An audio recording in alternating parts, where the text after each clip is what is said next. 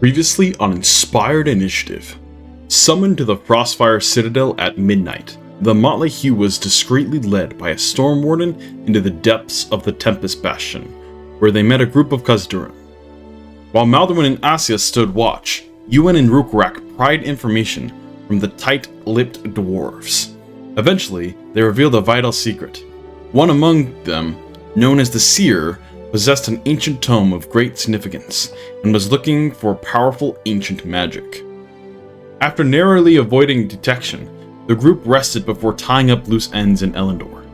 Asja received a powerful scroll from Vanos, while Maldorwen and Euan collected their newly crafted gear, courtesy of Aeond. Rhukkarrak gathered supplies, and soon after they boarded the Azure Gale, meeting Captain Rees and his crew. Just before departure, a towering Thalgren insisted on joining the voyage. Adjusting to life aboard, the crew shared their first meal together, with Captain Rees offering words of encouragement. Later, Asja and Maldorwen reflected on the stars, until Maldorwen spotted an eerie fog ahead. As he called alarm, grappling hooks slammed into the ship. Pirates. How will the Motley Hue handle this ambush? And what other dangers lurk in the shifting sand sea? Find out tonight on Inspired Initiative.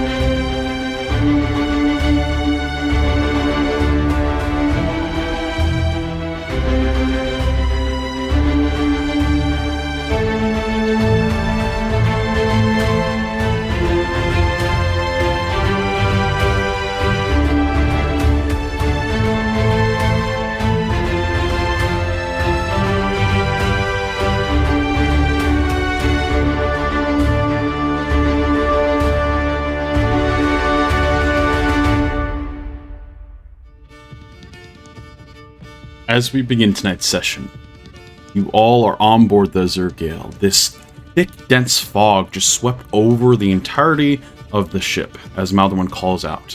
These grappling hooks impact the side of the ship, almost rocking it in a sense with the force that they bring.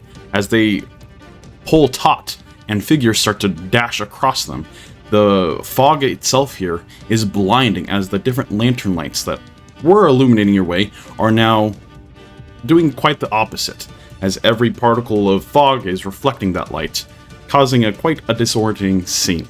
As you all ready yourselves for the oncome of whatever these figures bring with them, is where we begin tonight, and I need you all to roll initiative. And the dice rolls begin.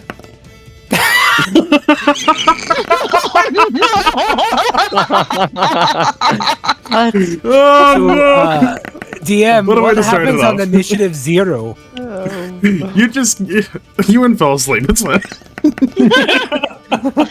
Grandpa, wake up, Grandpa! It means everyone goes before you, regardless of what they're doing. Alright, so this scene is going to be quite difficult to see everything that's going on. That is intended, as the fog is limiting, well, all your guys' vision currently. You can kind of see the outline of the boat. And if we zoom in, we'll zoom in as your turn happens, as your characters right now have 10, maybe 15 feet of vision, but other than that, it's just the swirling mist that is catching this light and reflecting it all over the place. That's kind of the scene. You're not sure exactly how many anchor points are set, but currently, Asja, you're right there next to one as you were previously. Rhukkarrak, you're next to one as well. You and you're kind of in that area. As the commotion was happening, most of the crew, like the deckhands, they went under, below deck. Currently, there are a couple of their figures that stayed above deck, though. The captain being one of them, this towering Thalgren figure also being one of them, and then the Aeromancer is currently trying to do something about this fog. we are going to quickly get this all ready to go.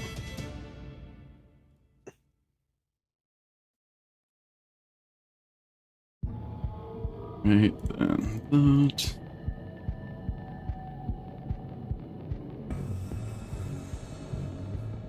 Leave. Oop. Okay. Maldorwen, what was your initiative? 12. Well, yeah. Rhukkarrak? 19. 18. Asja? 21. 21, very nice. And then Euan, you got a 0. 0. Very nice. That's a high score right there. Or a low score, I should say. Right, then If we were roll. going by Thaco, you would be the best. Sorry, old D&D joke. Old D&D joke. I'm gonna go cry in the corner now while I wait for my turn. Roll for all these NPCs/enemies. Alright, perfect. Alright.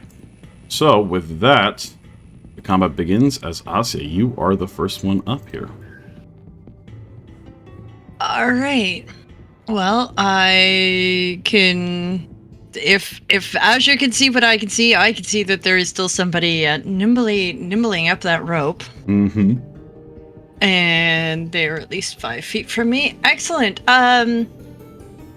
She's going to just kind of for a moment be like, oh no, and lift up a hand, and we're going to Eldritch Blast the one on the rope.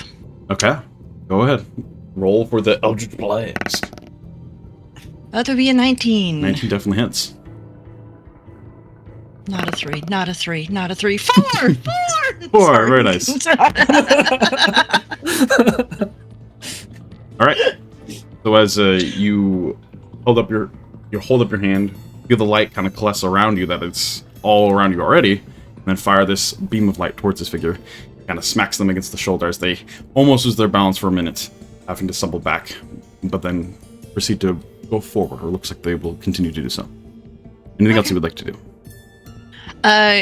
Yes. I'm in danger. Oh crap. She's going to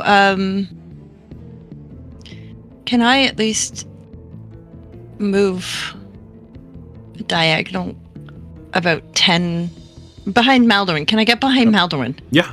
You can go with Maldorwen's always pulling me behind him, so she's just gonna move there time. And she'll just kind of gently touch him on the shoulder and be like, it's me. And that's it. Sounds good. Alrighty, moving on then. Oh, Rhukkarrak, you were up next.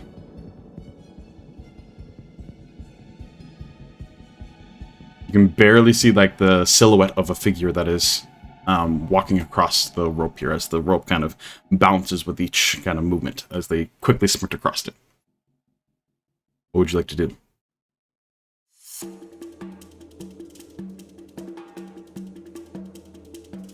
Rhukkarrak, you there? I was muted. I figured that was the case. I've been talking in an echo shell. Oh no. Yeah. As I was saying, because I'm a professional, he was working on the rope, but as he quickly analyzes the rate at which he's going through the rope and the rate at which this person is coming at him, he is going to quickly abandon the rope, and they are not quite in range at the moment, so he is going to actually he's gonna be smart. He's going to use his action to cast Mage Armor. Okay. Which he probably should have already done, but Those the shadows kind of lick up around you and provide you some extra sense of security here. What else would you like to do? yes. And then he is also now mage armor is, or his shadow armor, is a warlock ability that says that he can cast it at will. Right. So you can cast as many times as you want. It does still cost an action to do so, though. Correct. But does that make it so that I can't cast another spell? Yes, because that is technically still a spell that is being used. Right. Okay. But this was... Unless you wanted to use a non-leveled spell, like a cantrip. That was a bonus action. Right. It's been a while since I used this ability. I forgot it was an ability, not a spell. It's just in my spell list, so... Okay. He is going to go ahead and... now that I know that, sorry, I probably should have been a little better prepared. He's going to try to breathe out and coalesce some frost on his armor. Alrighty. Okay. Yeah, as a bonus action, you can do so. Go ahead and roll the d10 for that. Okay. 2. Okay. As you kind of breathe in, you kind of cough a little bit, which is why you don't get the full breath as this mist kind of exudes into your lungs, and it's weird. But as you breathe out, you feel the chill frost kind of provide even an additional layer of defense. All right, any movement for you?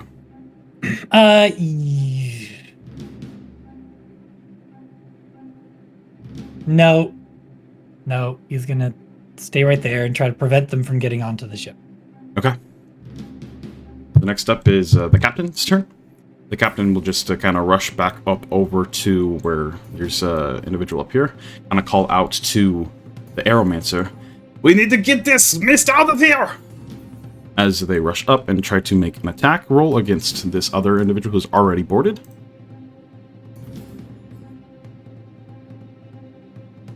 Why is that not rolling? It is not rolling. Alright, there we go.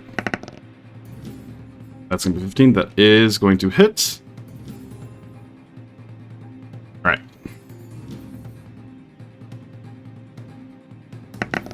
For a total of 4 damage. Yep.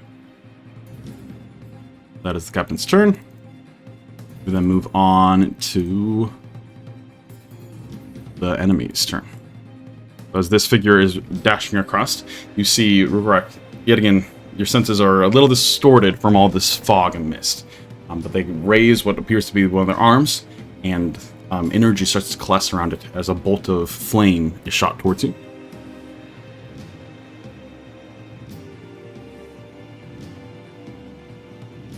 Oh. That is gonna... Oh, that's a natural one. As you gotta duck, it flies over your head. Does not impact at all. But they're going to then continue came into my trap cursed area. You activated my trap card. All right.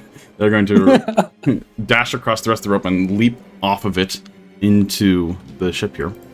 And now you get a little bit of a better view of them, even though everything is happening so quickly.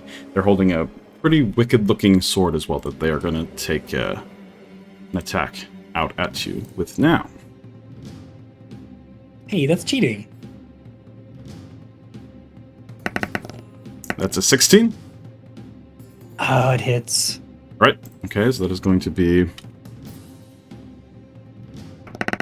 7 points of piercing damage. And then that 2 frost damage will be knocked back. Yep. As the little bit of ice kind of coalesces right where the sword kind of pierces your shoulder and then bursts out into their face. They kind of flinch back, just give a little snarl. Then that is their turn there. There's one other individual up here. It's going to continue to rush across, up and over. As they do so, they're going to not really be able to see much themselves either, it appears. They just kind of rush forward here. And at that point, they do make out Asja and Maldorwen. We're going to just roll a d4 to see who they target. On a 1 and 2, it's going to be Maldorwen. 3 or 4, Asja. Right, so Maldorwen. Firebolt is being sent your way. That's only at 10 though, so that is definitely gonna miss. And then that is their turn. Not in range for the sword. Alright. That is those. Right now it is the Arrowmancer's turn, who calls out, "I'm getting it ready, this missile will be gone soon! Just hold on!" And that is their turn. With that, it's the Thalgren's turn, who rushes over to trying to see stuff, and almost bumps into you, Rhukkarrak, this towering figure. Kind of looks down, sees this combat kind of breaking out. Says, "Don't worry," but presses a large palm against like your shoulder, and arcane glyphs kind of start to dance up their arm, as you are then feel even another sense of shielding that is applied to you. You have a +2 to your AC currently. Ooh. All right. Next up, Maldorwen. Right, so do I see the guy that's climbing up the rope? You can definitely see the individual who just shot a fireball at you. Or not a fireball, but a firebolt. The person, you can maybe barely make out a silhouette. I'd say that they have partial cover, like half cover. To the left, to the right, Yep. and the north. On the north, right there. Yeah, would I be able to see them from there? I think that's 15 feet. Yeah, you're able to see a little bit more of them now as they're kind of stepping forward into your vision as well. Okay, so I'll say, Asja, watch out, there's someone coming from behind. And then I will try to shoot at the guy coming up the rope with my crossbow. Okay. Let's see. 13. 13 just misses. Okay. And then... I'm actually gonna action surge and shoot again. Okay. As you unload that one bolt, it flies a little bit Fucking god. shy. You reload, fire again. Oh no! At this point, you can see that the pirate actually drops down and grabs the rope with their hands, and so they completely got out of the scenario as they pull themselves back up in like a swift motion. So dodges the other bolt. Alright, and then I'm gonna go back. I'm gonna step to where I was before I got there. Yeah. Yeah, and that's my turn. Alrighty. Next up is the other pirates. Individual is going to kind of rush up towards you. As he does so, or as they do so, they throw a dagger towards you.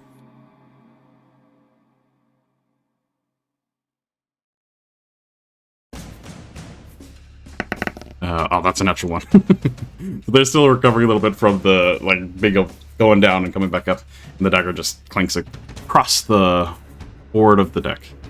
Doesn't actually hit you.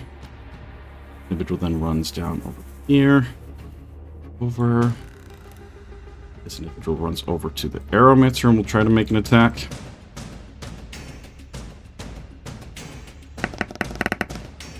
Uh, 13 is going to miss. This individual is going to rush up here, get a little bit of the high ground, and then is going to throw a dagger towards Euan. I'll say, Euan, you have partial cover here, though. We will get plus 3 to your AC.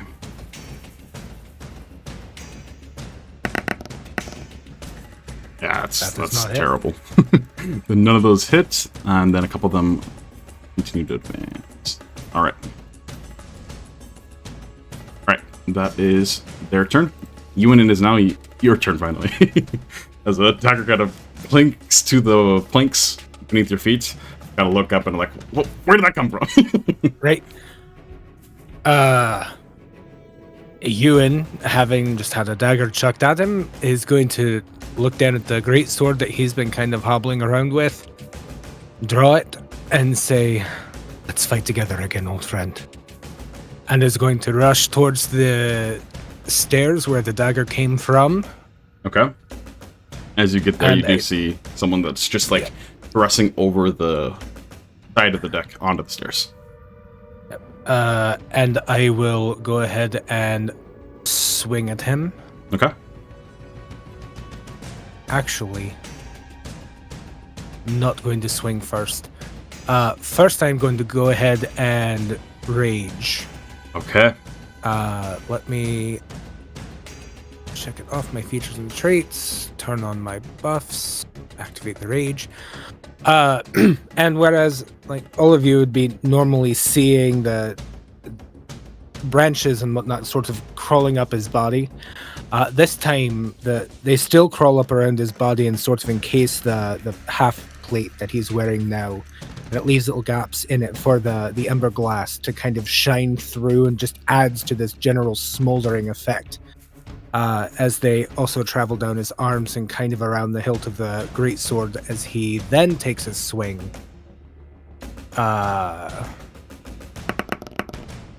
With a 26 to hit. That definitely hits. For a total of 13 points of damage. 13 points of damage, lots of damage. Okay.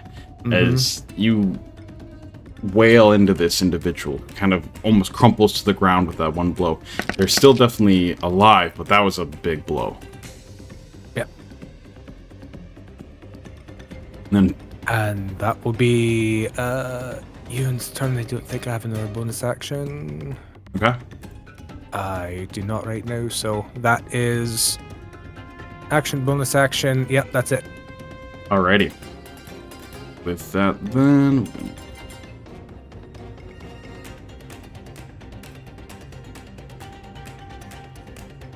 Alrighty.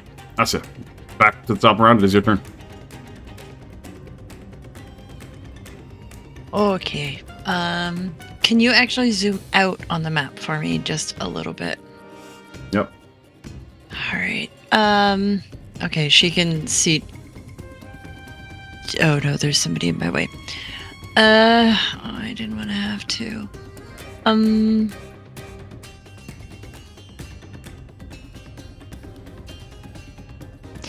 Okay, she is going to hope that Euan is closer, even though player knows that Euan is not. And she is going to, because I think it should hit Rhukka. 10. How far away is Rhukka from me? Like, as a player, I'm asking. I know as a player, I'm just wondering. Roughly 40-ish feet. 30-ish? 40. Never mind. Alright, dang it. Well, she is going to do this anyways, hoping that her memory serves her correct, because I said I was going to. And if they move into the 30-foot circle, that is great, because then they'll get the advantages. Well, no, they won't. Maldorwen, anyways, so Maldorwen will feel behind him as you start to cast, and the life force energy that you are starting to feel behind you is starting to be almost overwhelming, and as you hear the last of the words that she says and her movements end, you hear her exhale this long breath, and from her mouth what other people would see was that radiant sparkling energy flowing out from her, and one wisp will go down towards Maldorwen, and the other two wisps will head out into the fog, but unfortunately not reach their targets because they're further away than she remembered. But Maldorwen, I just cast Aid, so you get 5 extra hit points maximum to your hit point maximum, and your current hit points, you get 5 added to it for 8 hours. 5 additional hit points. Nice. Yeah, 5 additional hit points for 8 hours. Alrighty. Anything else you would like to do? Unfortunately, yeah. She's gonna move back from Maldorwen a little bit towards the edge, more the edge of the ship, and she's just gonna start fumbling around to see if she can find a mop, a broom, a stick, something that's there, because honestly, they were going for dinner. All of her stuff would be downstairs. So she's now trying to find some sort of weapon that would be like a staff. Okay. Go ahead and just roll an There we go. investigation check for me. Okay. Please, dice. 7. All right. So you don't find anything staff-like, unfortunately, as you kind of feel around. Great. Okay. All right. She's out of the way. With that, Rhukkarrak, it's back up to you. So the Thalgren went towards where you remembered, or towards the front of the ship, right? The Thalgren's standing right next to you still. Oh, he is standing right next. Okay. Well, Rhukkarrak feels a lot more confident about his position, but he has also almost died many, many times in the past. So he's feeling very cautious. So he's going to cast Blade Ward on himself. Okay, all the defense.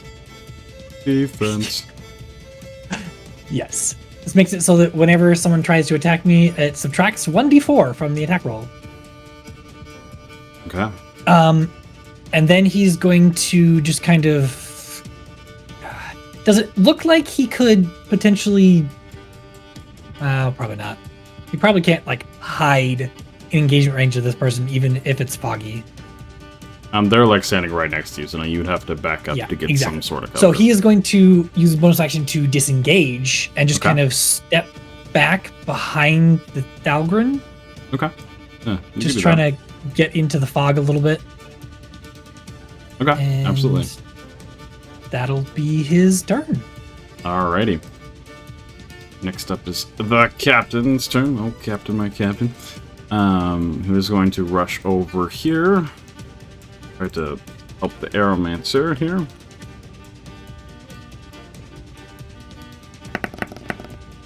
That just misses though. Okay.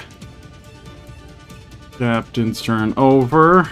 It is now the pirate's turn.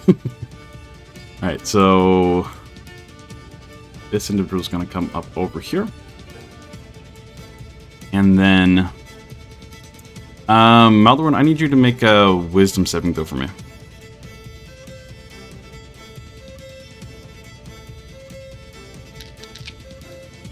Oh, that is a failure. Okay, you feel like your emotions start to rile up. You just missed 2 shots, and those you feel like the anger kind of setting in for a moment.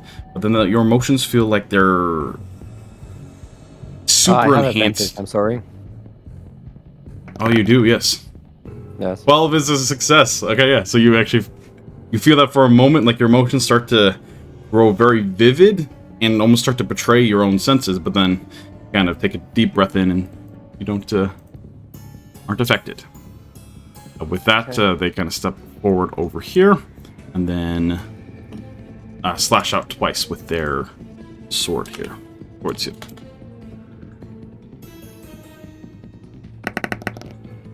Oh, that is a natural 20. That is going to hit. Which means...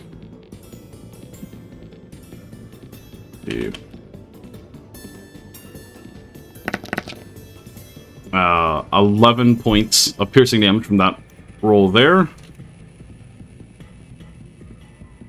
And then the second one comes through, and it's only a 9. You don't get hit by the second one, but the first one digs deep into, like, your shin. Does not feel good. Alright, with that, that is that individual's turn. This individual is then going to kind of walk over here. I have this individual Thalgren roll for wisdom as well here. Success, nice. Alright, then 2 attacks against them.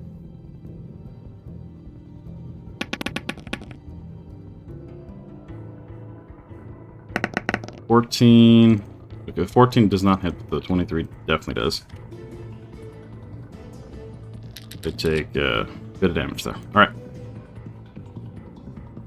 Alright, that is their turn. Aeromancer's turn now.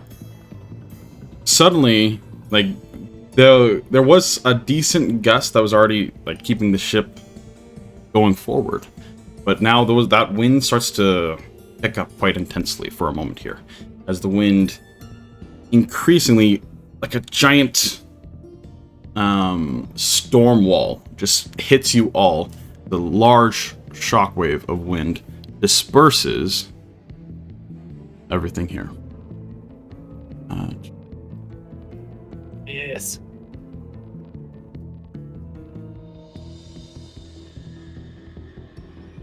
Do we have to save against the wind?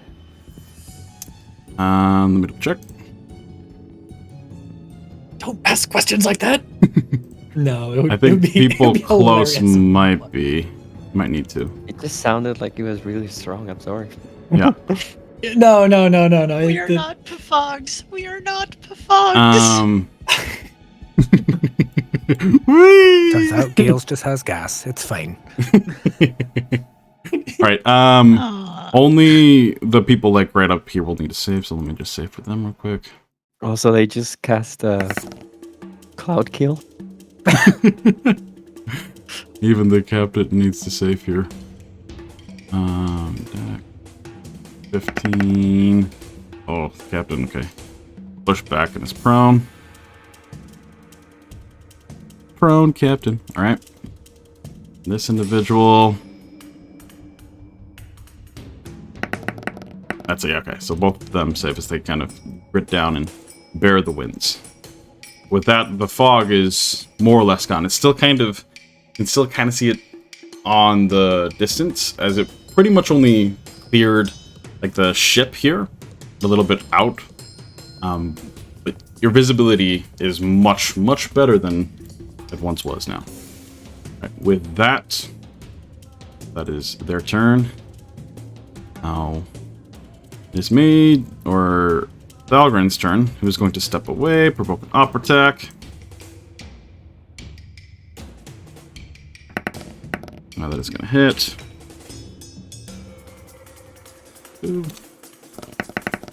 Alright. They kind of wince as a rapier kind of slashes against their back. They turn around and then bring their hands together once again as more of those arcane runes. You can see now, Rhukkarrak, more clearly, the different tattoos that are inscribed on this individual's hands start to illuminate as they start to weave this arcane together. As they then shoot 2 bolts out towards this individual in front here. Ooh.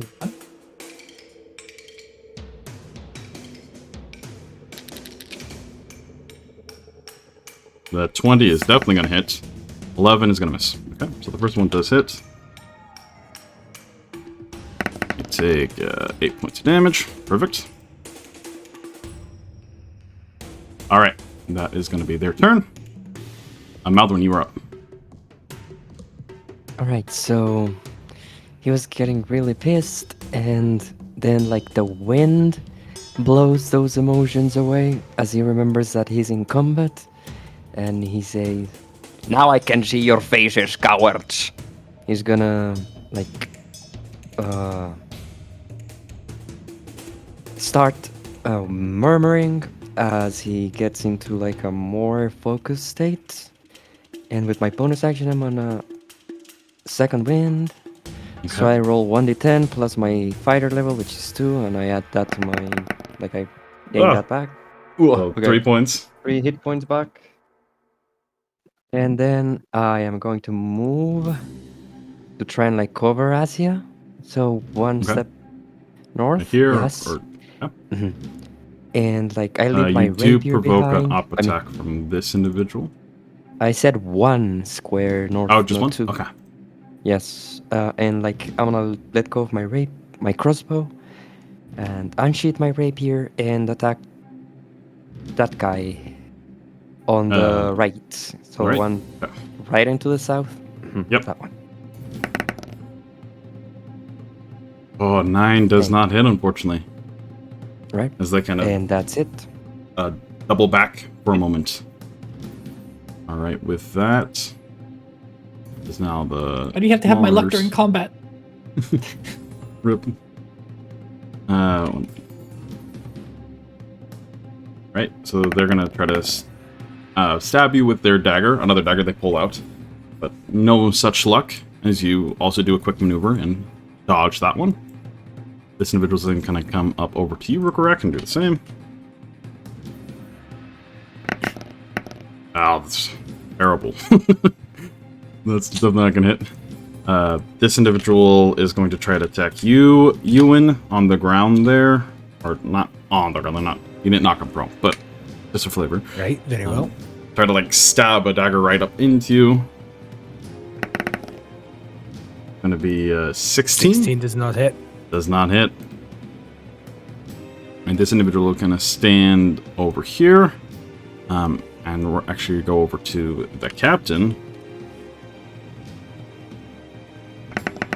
That is an 8. That doesn't hit. Man, they're all rolling so bad. But this individual's got a... I think they have I advantage did one because extra. you said the captain was prone. Oh, you're right. Okay, so we'll use that roll. So that was that does hit the captain. 6 points. Okay. Then now this is for the Aeromancer.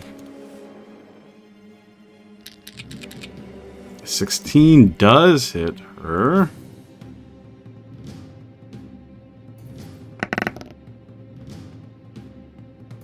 Okay. And that's 5 points. Alright. Runs up over here. This individual runs up over here. And then is going to throw a dagger towards you, Maldorwen. I'll say on that one is going to hit the other pirate. 17. Yeah, that just hits. Yeah. Going to be 6 points of piercing damage. And this individual is going to also throw another dagger towards the captain. That's hit.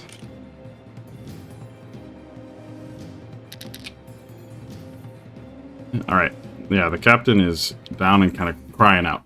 Doesn't sound super great. Alright, I believe... Oh, one other guy here. Runs up over here. And then is going to throw... one dagger towards the Thalgrin here.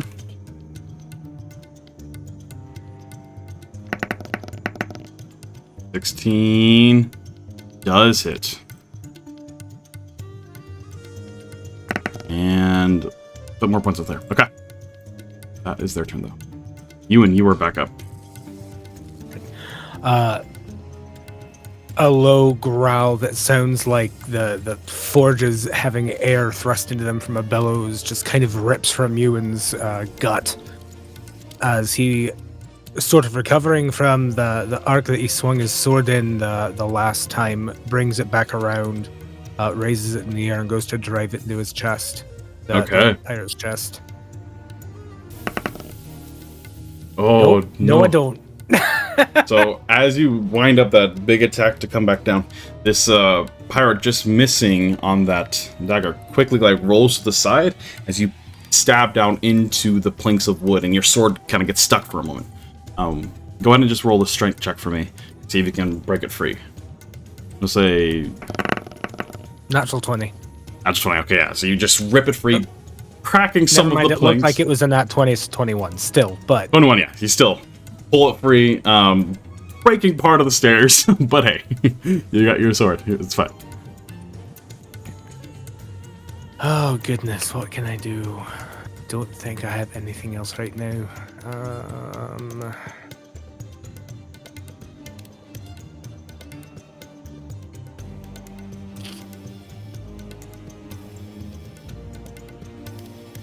Nope, that'll be it. I'll use the bonus action to extend my rage. And then I'm going to try to bully past him to get up onto the deck. Yeah. So 5, 10. How far would you like to go? I'm going to get as close to the prone captain as I can once I get up there to see he's down. And you can get like right next to the wheel there. All right. Alrighty. That is Euan's turn. Back to top round. Then, for sanctity's sake. Yep, for sanctity's sake. He's going to sheath the sword and kind of pull the halberd off of his back for a little bit better protectiveness over the captain. All right. Sounds good. All right. Asja, it is your turn. All right. Asja, seeing that Maldorwen and her are now facing 3 opponents there, and that Maldorwen is taking the brunt of everything. The one that we've already kind of been working on to the direct south of her. Mm-hmm. All right. So, number 1, can I roll initiative for one other combatant, please? If you would like Rupert to do something, you can just do it now. Okay, perfect. She is going to take Rupert off of her head. She is going to smile and go, "Are you ready, buddy? Let's do this." And firm nod. all right. Oh God. Okay. So, I guess together, going for the guy at the south. She is casting Eldritch Blast, and he is doing Light Ray. So I will roll for Eldritch Blast first, and then I need to figure out what Rupert's. That's a 24 to hit for Eldritch Blast. Is it a bonus action to command Rupert to do something? Or is it an action? No. Let me check.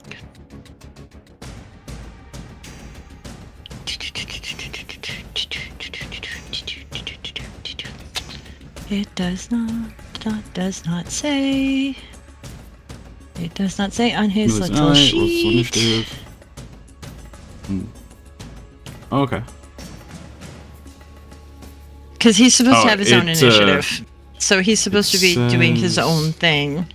It can't attack, but it can take other actions as normal. At least that's the regular. So the light, the light ray is the one. It does 1 radiant damage, right? But it might also have a chance to charm the little dude too. So there we go. Right. So go ahead and roll. Right. So this is for your roll. 24 for. 24 for me hits. With Eldritch Blast. 2. Yep. 2. One of these days, I will roll something good on Eldritch Blast.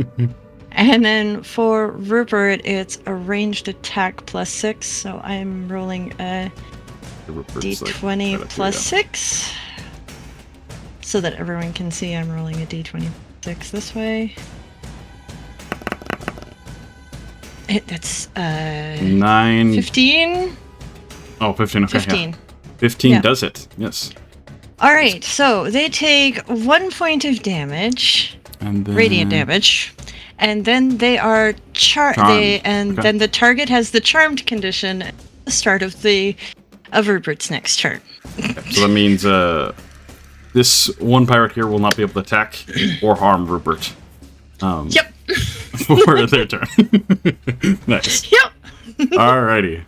Anything else for you, Asja? Nope. That's it. She's staying. Even though she can hear that somebody is getting injured, she is not leaving Maldorwen alone with 3 opponents. That's not good juju. So she's just going to stay put. All right. And Rhukkarrak, help it's your Maldorwen. turn.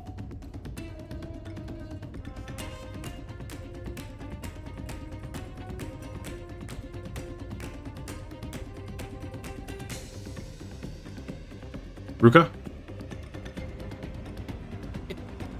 Yeah, he's gonna bonus action dash. Yeah. I clicked the button and it did not unmute. Okay. He's gonna bonus action dash up to, again, trying to get next to the captain. Up here? Okay. You will take an op attack from that unless you want to disengage. Nope. He's using his bonus action to dash, so... Okay. So that's gonna... terrible. I don't even need to roll the d4. Yep. So, dash, that's... which way would you like to go? Actually, he wants to go around, like, the other side? Over the side? Yep. Yeah. He wants to like, go up to the the guy that's right there next to the rope and attack him if he can make it. That's not one. That's not one. Alright. So you can 20 feet over here and 15 feet up there. 35 feet, so you still have another 25 feet of movement because you dashed if you want to use it, but we're there. Okay, he is going to attack with his short sword. Okay.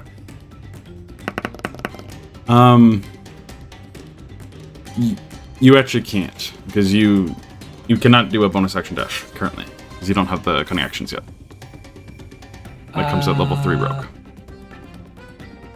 But you're close to getting. Says, Did you level up your sheet already? did I? Yeah, right now you're 2 warlock, 2 rogue, and rogues get the cunning action at level 3. That's really weird because my sheet says 2 rogue, 2 warlock, but it still says I have cunning action. All right, I'll allow it, and we'll look into that later. Like I'm okay to not do it, but It's fine. You were only it was you probably could have made it without a dash too. Theoretically, if you just cut some corner, yeah. For clarification, it is now level 2 ability in 2024. It is level 2. Okay, so there it is. That's the reason why. Oh well, excellent. Yeah, I was like, what? I totally forgot we were at that level. Okay, yeah, he's going to attack. He gets 19. Yep. 19 definitely hits. And then he has advantage on his next attack against this guy. But he currently does 5 damage. 5 damage, okay. And that's his turn. Alrighty.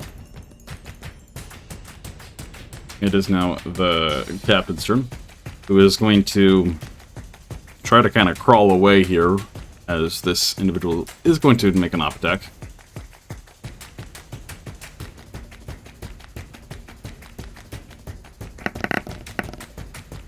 Does have advantage.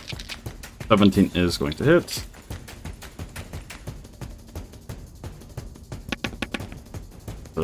Full 7 damage. Oh, that is enough.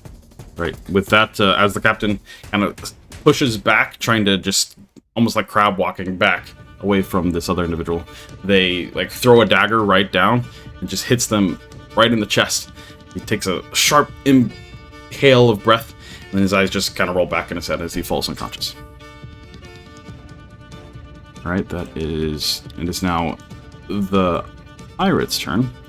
Start with this one up here, who is going to walk up here and then do 1 attack against each of you.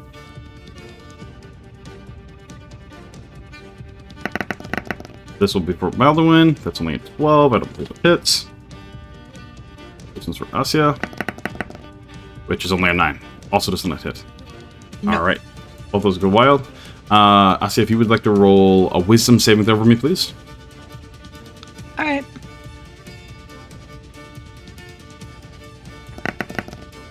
18, yeah, okay. 23. You succeed for sure. You feel something that's kind of like pulling at your emotions for a second, but you don't, you resist it completely. Then she remembers what she did at the beach and goes, no. All right, with that, other captain's turn. Who's going to walk down here and take 2 attacks against Thalgrim here.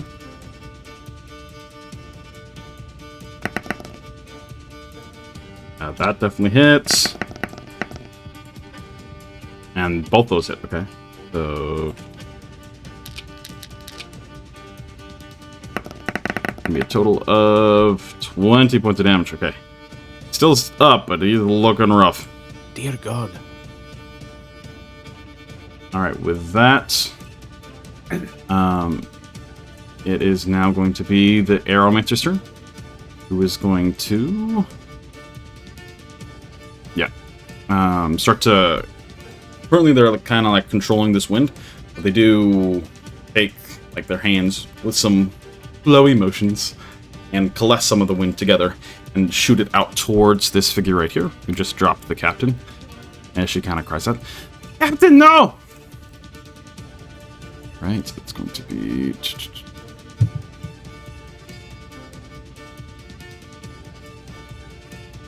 Come on, work.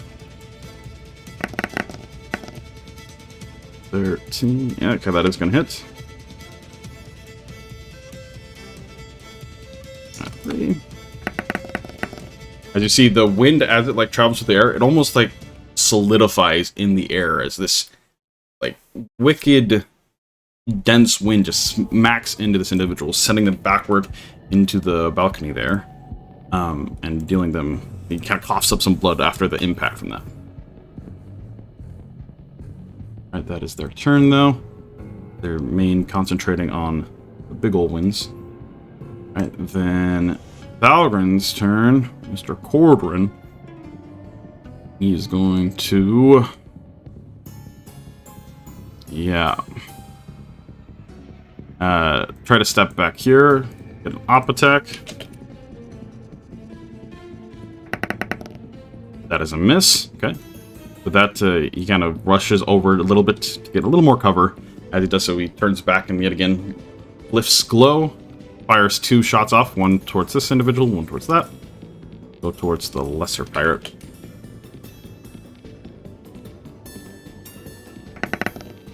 That's a natural 20. That was good. Ooh. That's going to be...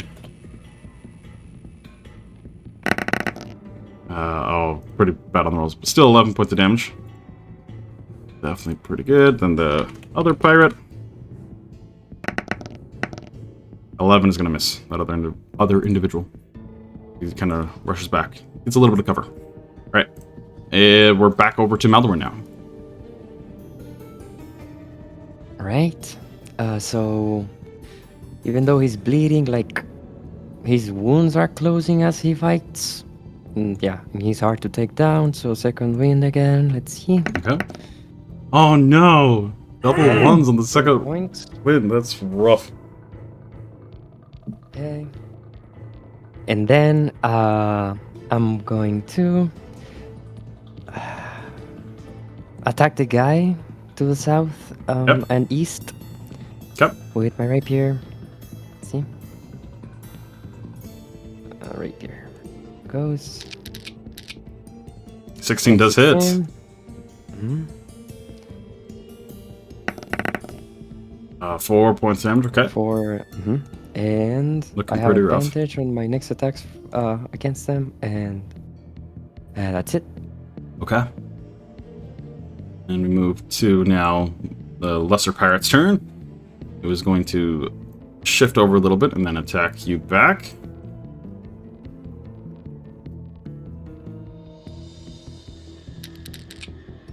That's a 24.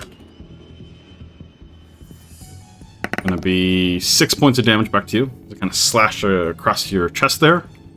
They're then going to step away from you. You can do an op attack if you'd like.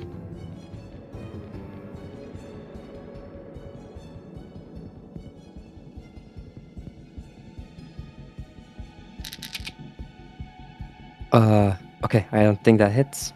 Nope, 11 does not hit, unfortunately. As they kind of rush back over here. I'm getting a little more... They're actually pretty... They're gonna attempt to get back up over there. We're gonna roll acrobatics for them.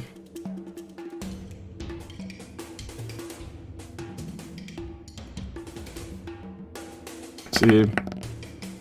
14, okay. So they start to maneuver a little bit over it. Start to balance on it. Kind of gripping at part of the stab wound you just incurred. This individual is then going to run over here and throw a dagger up over to you, Maldorwen, you being the closer target there. 22. It's going to hit again. For 4 points of damage this time. Correct. And this individual is going to rush up, throw a dagger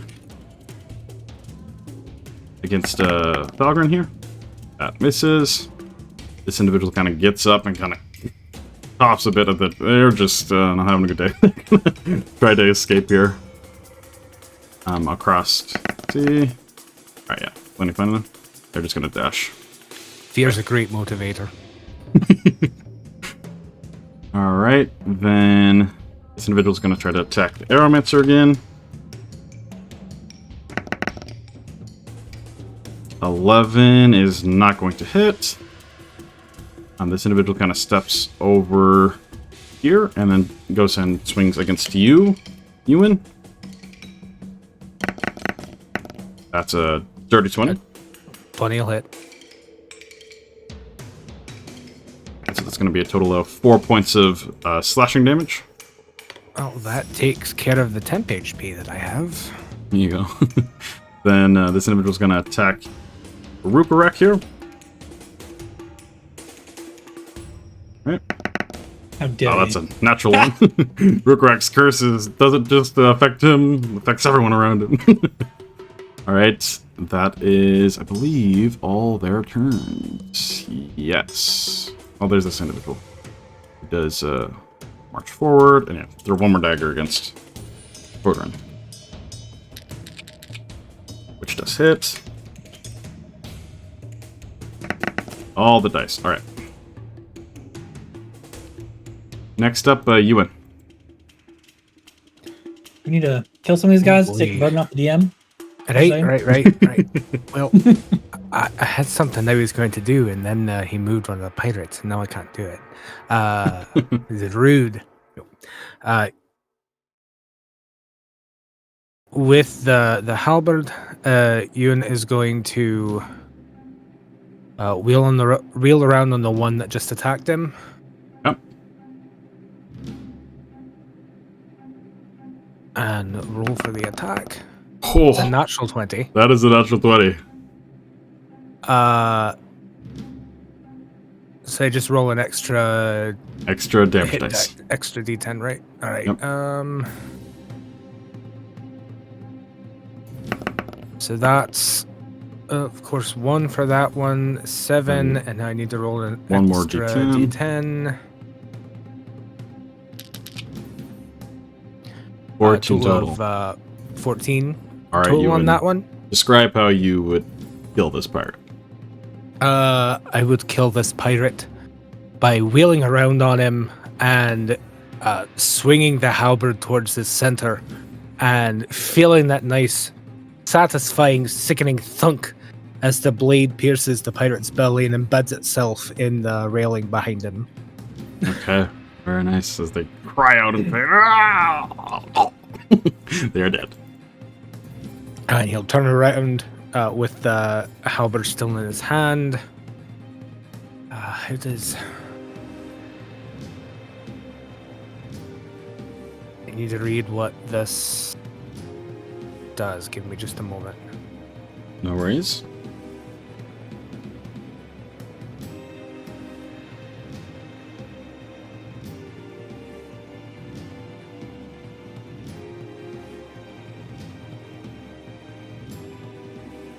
Alright, come on, game.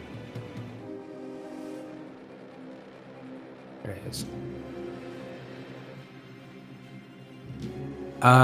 So this one, immediately after I attack with a quarterstaff, spear, or weapon, I can make use a bonus action to make a melee attack. Or immediately use a bonus action to make a melee attack. So I don't suppose I'd be able to get over to this other pirate by Rhukkarrak and use that on him. It would have to be on the one I attacked, it would have correct? to be right. It would have to be immediately after. Unfortunately, it wouldn't work in this scenario. Right. So after killing that one, then Euan is going to move down to the one next to Gale's. Yep. And sort of menacingly stand there, glowering at him and growling. They look a little wide-eyed, looking back at the other individual you just killed. Gonna step back a little bit. Have a couple daggers that are like juggling, a little apprehensive. All right. With that, we move back to the top of the round with Asja and Rupert. All right.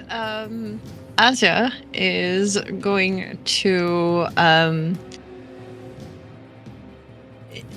Maldorwen will hear her mutter, Let's even playing field just a little bit. And she raises her hand again, and this time people have seen her cast this. She starts casting Guiding Bolt. She is going to aim it at the guy at the railing. Yep. So while the injured one is going, I'm fleeing, and the uninjured one goes, I'll just take his place. She goes, nah, I'm pissed off now. And she's going to try. Please note the word try. And hit. Okay. That's a 22 definitely 22. hits. Let's see how You bad have I make his disadvantage to day. roll, sorry. Oh, you do have disadvantage because they're the captain or this pirate is right next to you. Oh, okay, hold on. Keep 21 in order just in case we do. I do. Do.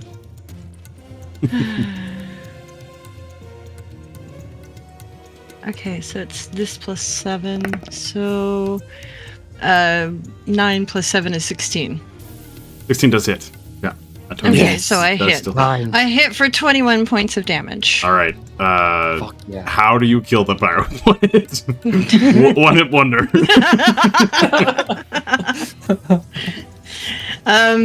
Again, Maldorwen hears her muttering about being just pissed off now and evening the playfield, and her hand goes up, and for some reason the radiant life energy that usually is bright within her just flashes even brighter than normal, and the bolt flies out from her, hits him, I guess, directly in the chest, sending him over the railing and kind of skidding along the deck to the point where he hits the mast, and that's, I guess, what would finish him off. There we go. I don't know. And for little Rupert is going to try and hit the little man on the rope there Okay. with his little love beam. We'll call it his little love beam. And see if You he will can do- love me, babe. Exactly. I am going to make you love the Lord of Rupert. Sorry. No, Rupert rolls a 1. Rupert doesn't believe in his own love right now. And other than that, she knows that there's somebody right next to her. She's pretty much just going to kind of brace herself for what's about to come towards her, because she's pretty sure Okay.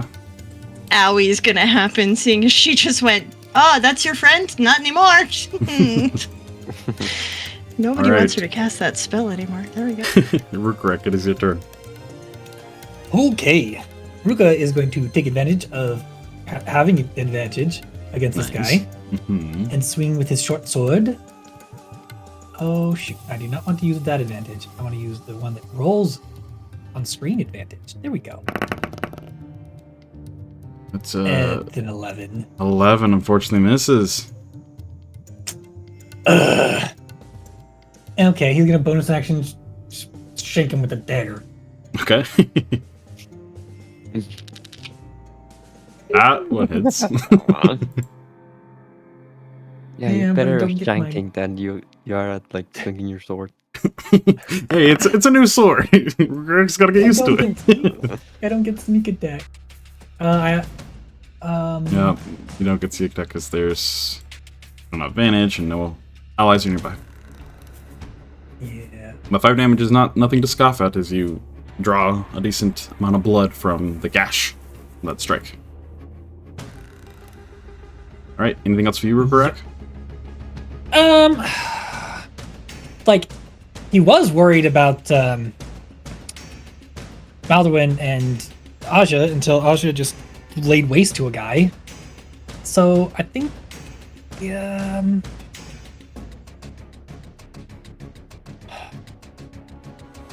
well, that guy's dead. There's only one other guy up here. He was just the guy that's next. You know what? There's the 2 guys down on the deck, and Euan looks like he's got this part handled. So he's gonna like head back down to go next to the Thalgrin that gave Okay. him his just all of his movement right there. Yep. Alrighty, you do get an up attack. Try to hit me. That's only Nope. what? That's a 15. I don't think that even hits with what you have. currently, so we don't need to roll about the d4. All right. Then next up is Captain. They're going to roll a death save. Ooh, that's failure. no. Euan, you can kind of see that the captain on the ground there just kind of convulses a little bit. Okay. Oh no, the healers are so far away. Now it is the pirate's turn. This individual is going to once again make 2 attacks. Once again, one against Asja, one against Maldorwen. This is it for Maldorwen. 14, I don't believe, hits. No. And then against Asja, 17. Yeah, that hits. Oh, As I Indeed. said, she foretold. She knew something was coming. only 5 points of damage on that one. That's okay. I can take that easily. All right, perfect. They're then going to step back a little bit. If the two of you want op attacks, you can do so. I already used my reaction this round. You did, yes. So, I'll see if you have a melee attack. You can do it. If you just want to like punch, you can do that too. Can she slap him? Yeah. I mean, Go ahead and just roll the full on d20 plus open your fist face and strength just- mod. There we go. She's going to slap him as hard as she can. Absolutely incredible. 3. No, she's not. Doesn't you go for it. But whiff. All right. With that. All right, that is their. Or they just step back. That's 5, 10, 15. They're kind of stepping back a little bit, repositioning. All right, now it's this individual's turn. Who's going to step on over here, and then send 2 firebolts over to you, Rhukkarrak. That's terrible. Nice. Oh my god. Roll a 1. And that's even worse. Yes, almost. So as the firebolts like streak towards you, but the shadows kind of like fling out and just like absorb the fire as it comes by. No impact Yes. whatsoever. All right. Next is Gales. Mrs. Arrowmancer up here, who is going to try to step away from this individual, who will then get an op attack.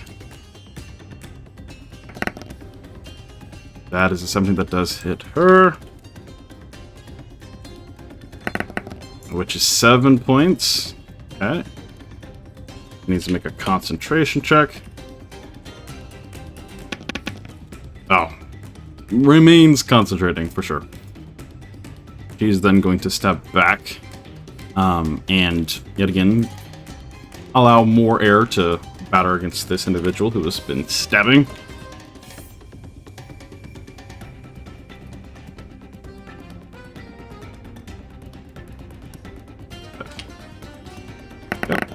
Natural. Okay.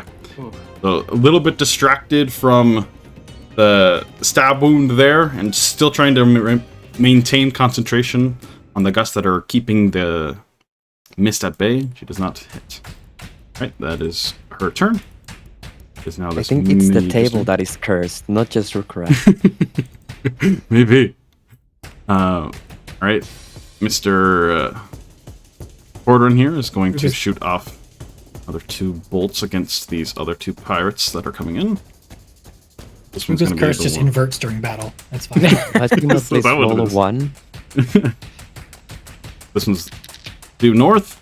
That is a natural 20.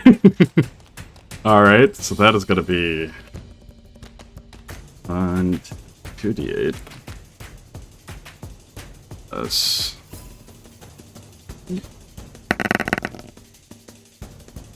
12. Yeah, that's enough. You watch as one of these Yes. arcane glyphs lights up and fires just a small little mote of energy just straight into this guy's forehead. Just that collapses. Ground. Now for the other one.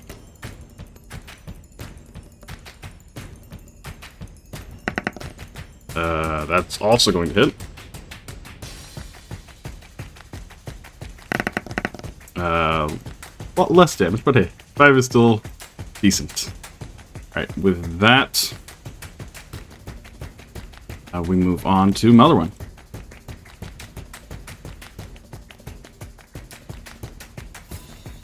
Alright, so I'm gonna step diagonally to the northwest, I'm sorry. Like 10 feet. So another square. And since that guy tried to like run away or whatever, now I can cast Guiding Bolt at him. Alright. Let's go. Oh. Yes! That definitely hits. Finally. Yes, thank you, Conflict. 14 points, 14 okay. points of damage. We are the And guides. then, like there's a lot of light that's coming out of Asja and Rupert and Maldorwen now, and like with all that light, Asja's gonna heal a little bit. I think I can do that with a bonus action. Let me check. Or is that an? Oh no, it's an action. Never mind. Okay. So, instead of that, no, yeah, that's my turn for now. Alrighty. So as Sorry. this stronger pirate is now glowing bright like a diamond. Definitely winces from that blast. They don't look on death's door quite yet. Yeah, they're hurt. Alright, we move on to now other pirates. This one's going to kind of retreat back a little bit, just seeing his around get blasted and feeling some of that as well, and throw a dagger towards Cordrin here. Oh, that is a natural 20. Ugh. We need to have a talk about how many of these you're rolling, DM. I'm rolling a lot. With Yeah. 8 points. Oh, he's as that dagger kind of sinks into like his ribs, it just kind of yelps out in a low kind of and kind of winces. Still standing, Like yeah. his dice has a bias as well. Like he only rolls natural 20s for the pirates. Like, what's up with you, Starvis? Did Hey, you Cordrin just rolled a down natural rail? 20 against this guy. Yeah. To be fair, Gordon's rolled 2 of them, so... That's true. Alright, That is- then dead. Alright, this one is going to look like they're going to try to attack you for a moment, Human, but instead they kind of press their hands together in a strange kind of pose and kind of close their eyes for a moment. I need you to make a wisdom saving throw for me.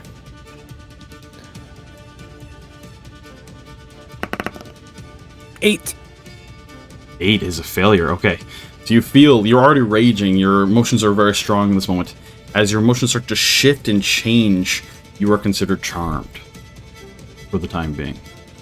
So currently, Right, this figure in front of you kind of blurs into just like you just aren't thinking properly, and they just aren't the target. You just kind of shift and look around you. So it just means you cannot attack the figure in front of you.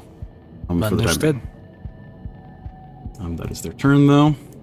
This individual is going to rush over here and throw a dagger towards Euan.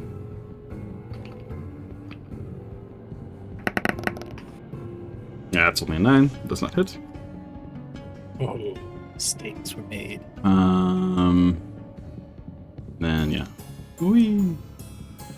Flee with extra flee! Alright, I think that is all the regular pirates, so we move on to you, and it's now your turn. In the immediate, these sorts of smoldering tendrils are going to kind of trail across the ground that end in these small green leaves as they wrap around the ankles of Gales and give her 3 temp 3 HP. Nice. So much. Better than nothing. Right? And then Euan is going to rush across the deck to the other pirate that's over there and is going to make an attack with the halberd. Alrighty. That's 15, a 15 to does hit. For a total of 10 points of Oh, damage. that's exactly what you needed. Alright, how do you finish this one? With this one, as Euan rushes forward, he's going to bring the halberd up, and just as he gets within that sweet spot of the attack, he's going to bring the halberd down into the pirate's neck and clavicle and sort of cleave partway into his body and then pull it out. Roar. Alrighty. And then Roar. I don't think he has anything he can do to help the The captain right now. Yeah, as when you You can make an attack with your bonus action. Yeah. just remember another one of the death saves. I'm out of misery. Bonk the captain to finish him off. Yeah, you step away from this other pirate and look over to this other one who just threw a dagger. As they're like kind of grinning, thinking that you're under like some sort of spell, like just chuckle, and then you start towards them. They go, "Uh-oh," as you just finish off. And then how many feet of movement was that? It was only 10 feet or so, wasn't it? Yeah, 10 feet. Right. Do I have enough movement? I can't quite tell with the artwork. Do I have enough movement that I could make it over to the railing and just jump over the side of it to the main deck of the ship? And yeah, if you want to just get right down there, that would be the rest of your Yeah, movements. that's what I want to do. After killing that one, Euan will turn to Gales and just help the captain. And run and leap over the railing and Okay. brandish his halberd at the other 3 pirates that are down here. Go ahead and just roll acrobatics check for me to see if you can land feet first rather than fall prone. Let me double check and make sure I don't get advantage on this because I'm raging. I don't think I do. And you get, that's dex saves that you get. That's dex saves, right? Or strength checks. Here we go. -1. We got this. 17 Oh! is good enough. You landed with a big like thump as the boards underneath you kind of creak. You almost think they're going to give for a second, but they stand still. Mm-hmm. And then I just kind of stand there menacing behind the Goliath friend that we have, and Rhukkarrak. All right. With that, next up is Asja. Okay, can you tell me the exact distance between Asja and the captain? I'm trying to work The out. captain, you wouldn't know. Yeah. exactly. No, okay, well, You like can all you the way show across me... the- Okay, I want to dash 60 feet at least, so can Okay. you show me where... Can you 60 put me feet is 60 like- feet... Yeah, So but we're halfway? gonna go... You had it right. Swing out 5 feet so that this guy isn't gonna get an attack of opportunity on her while she runs past. Okay. There we go. Just give me 60 feet that way. Perfect. So she's gonna look at Maldorwen. I'm sorry, I have to, and basically start running.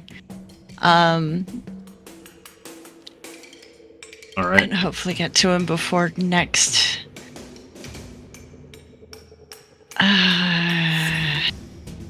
Second. Yeah, I can get to him. I can still save him. Okay, perfect. Yep. That's my turn. Okay. Because I can't move anymore, and what she's trying to do is get to the captain, so she can't move anymore. She's done. Right. All right, Rhukkarrak, it is your turn. Excellent. Luca's going to go up to the stupid mage pirate. This one over here. Stick a sword in him, yes. Yep. A short sword, more specifically.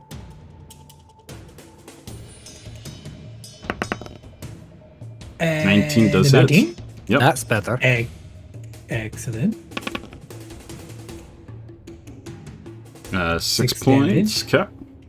And an offhand, he gets advantage because of the short sword. 17. 17 does hit, yes. But Excellent. yes. Oh, Which this means is that yes. I also get sneak attack. With the 17 would hit. However, the pirate has a feature as a reaction. They can add 3 to their AC from a melee attack roll. Oh, wait. Yeah, so they add 3, and then on a miss, now they get attack you back. They're gonna roll. Okay, so you see, you make contact with that first attack, They kind of stumble back. Then you come in with your dagger. They kind of parry it off to the side with their scimitar-looking rapier thing, then go to strike you. You manage to deftly maneuver out of the way. Okay, that's his turn. Okay. Well, Captain, my captain. Roll on death saving throws. That's a success. Okay.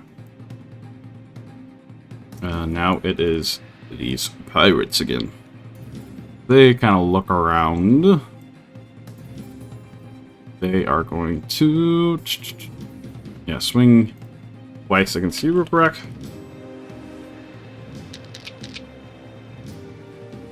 So 25 for the first one. Oh, yeah. And 9 for the second one. And then I don't think the mass 4 matters in that scenario. No, it So, doesn't. total of 9 points of piercing damage. Okay, I also need to do a concentration or con save. Fail. So the shadows, the blade ward disapparates of other protective measures. They then run up over here. You can make an up attack if you would like. I would most certainly like to make an up attack. Okay. And we're going to use a short sword. That'd be a 15. 15 misses. Yeah. As they kind of rush past a little too quickly. That is already 5. A little further. All right. Their turn. Now this one over here is going to look back at you, Maldorwen. Kind of look across the ship as well. Just kind of take in the scene, see the fallen other pirates as well. Just kind of look back towards you. There are 2 more firebolts at you. First one, 19. That hits. And the second one, an 8 only. So that one misses. Doesn't hit. Yep. Mm-hmm. And so you're going to take... Whoa, not that. 5 points of fire damage. They then get up and attempt to make their way back. 1, 6. Oh, that's a 9 only. Okay. But as they kind of get up onto the rope here, they're still kind of wincing from the impact of that guiding bolt. And they trip for a moment and catch themselves, but now they're hanging from the rope rather than like walking across it. That will stop the rest of their movement there. And for mechanical wise, they'll be counted as prone. Alright, with that, we're going to... That is the Gale's turn. He's going to attack the one in the back here. That's a miss again. More focused on keeping the mist at bay. She kind of retreats a bit. Oh, he does kind of go over to the captain. And as you can see, she's still like channeling these winds as well. Kind of kneels down and kind of shrugs. Not much she can do in this scenario, unfortunately. All right. Then it is Cordrin's turn. He is going to walk over here a bit and send a couple blasts up towards this other.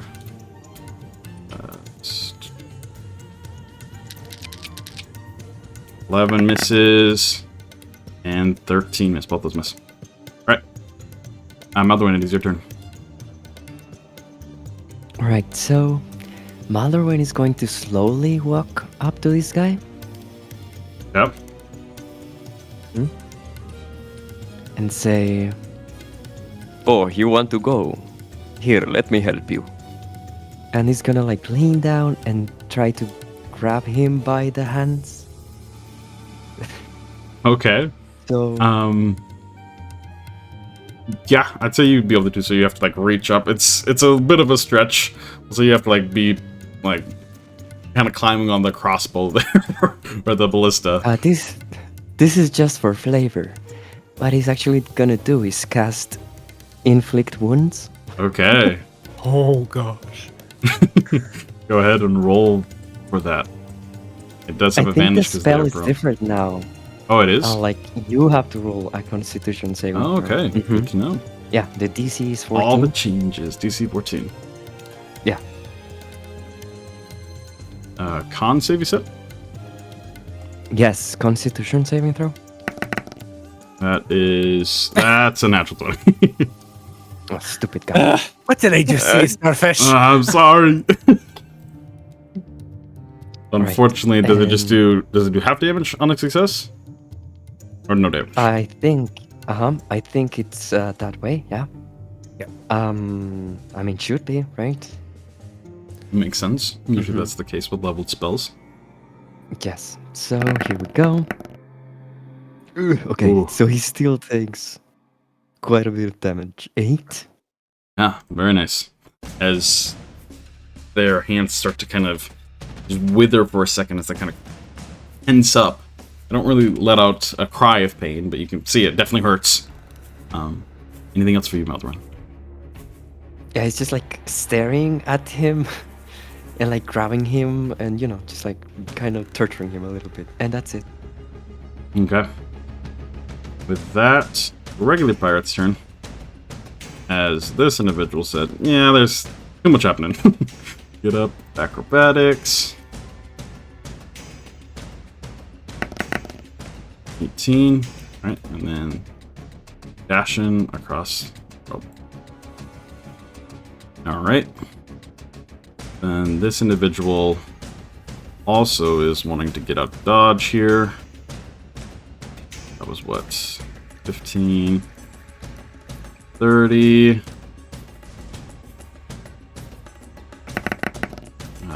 Okay. 45. Alright. Then I believe those are the only two other. Yeah. Alright. Euan, it is your turn. Yeah, Euan is running up after the one that just went up the stairs. This one over here? No, the one that went up the stairs. Oh, the okay, yes, captain yes. or whatever it was. Yes. Also, you don't feel the influence on your emotions anymore. All right, cool. Yep, he's going up after this guy. That's what. Yeah, you can definitely get there. Yep, and we're going with reckless attacks. Okay. As Euan is done with this. It's 16. Nope, that was the 16. wrong weapon. I rolled with great sword. It would have been a 15. 15. Okay, 15 just What the hell? misses. All right. One moment.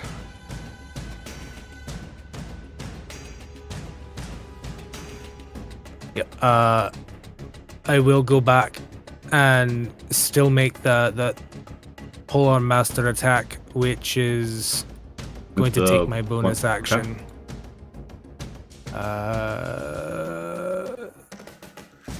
There it is. That's also at advantage. That is a 23 to hit. 23 definitely hits. For a total of 10 on the polearm master very nice. attack. Big ol' And now smack. any other attacks against Euan up until his next turn also have advantage on him now. Right. So Okay. Anything else for you, Euan? no, that's it. Alrighty. We're over to Asja. Okay.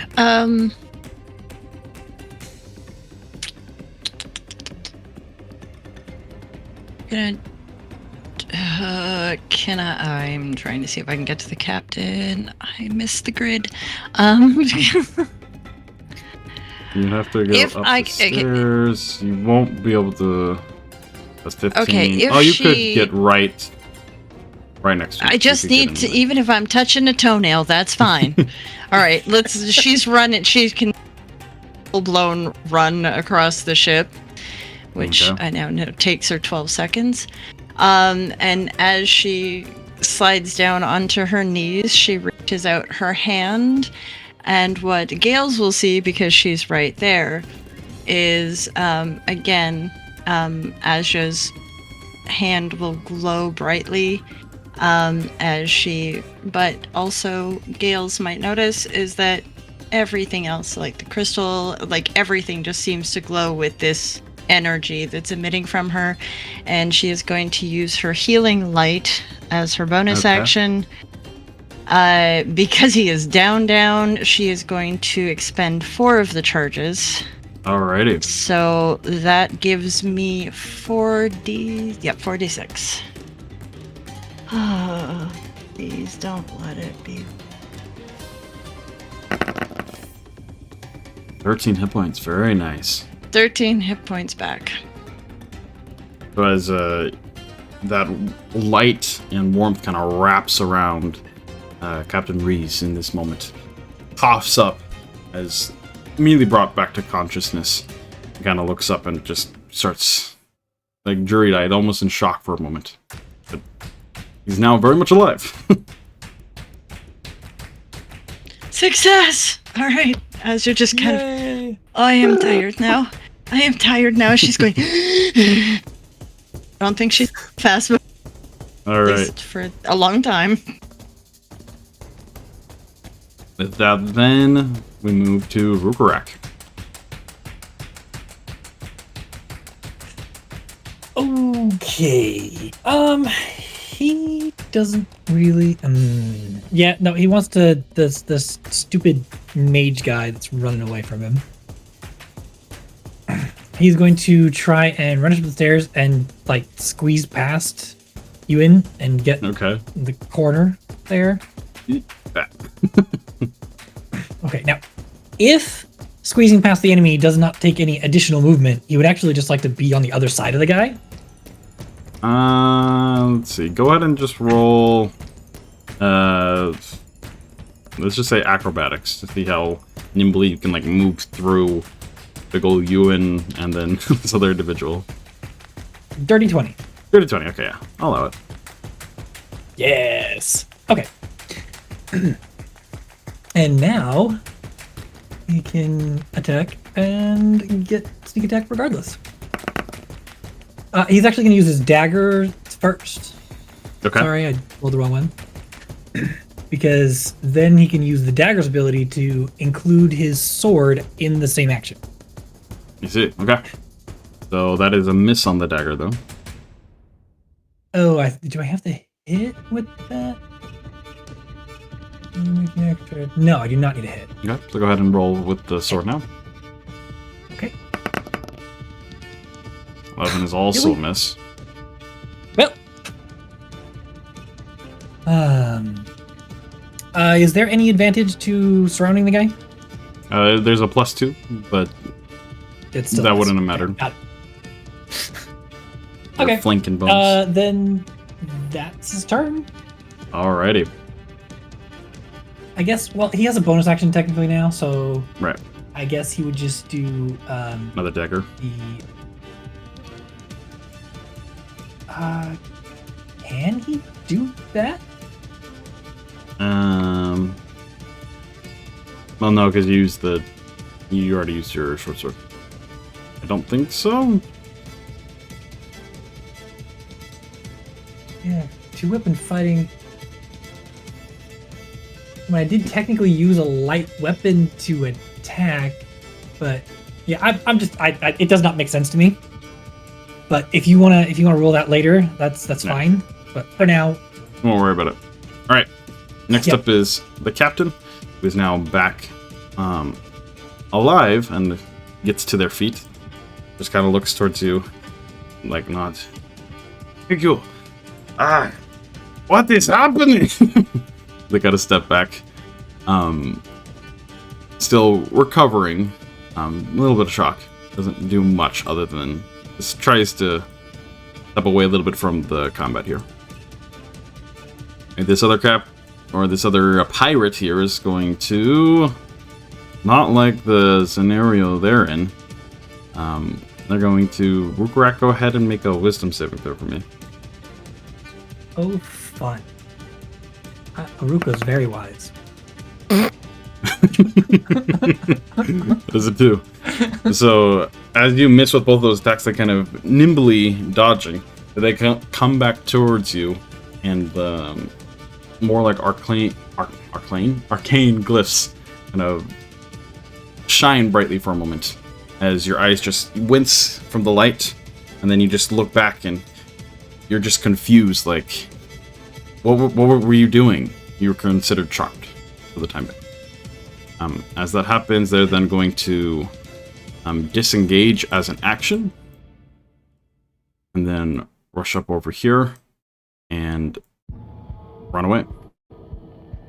It's 5. Oh, we'll see. Gotta roll their acrobatics. Yeah, 22. 5, 10.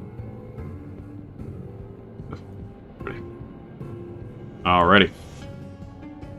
Then this individual up here is going to use half their movement to pull themselves back up.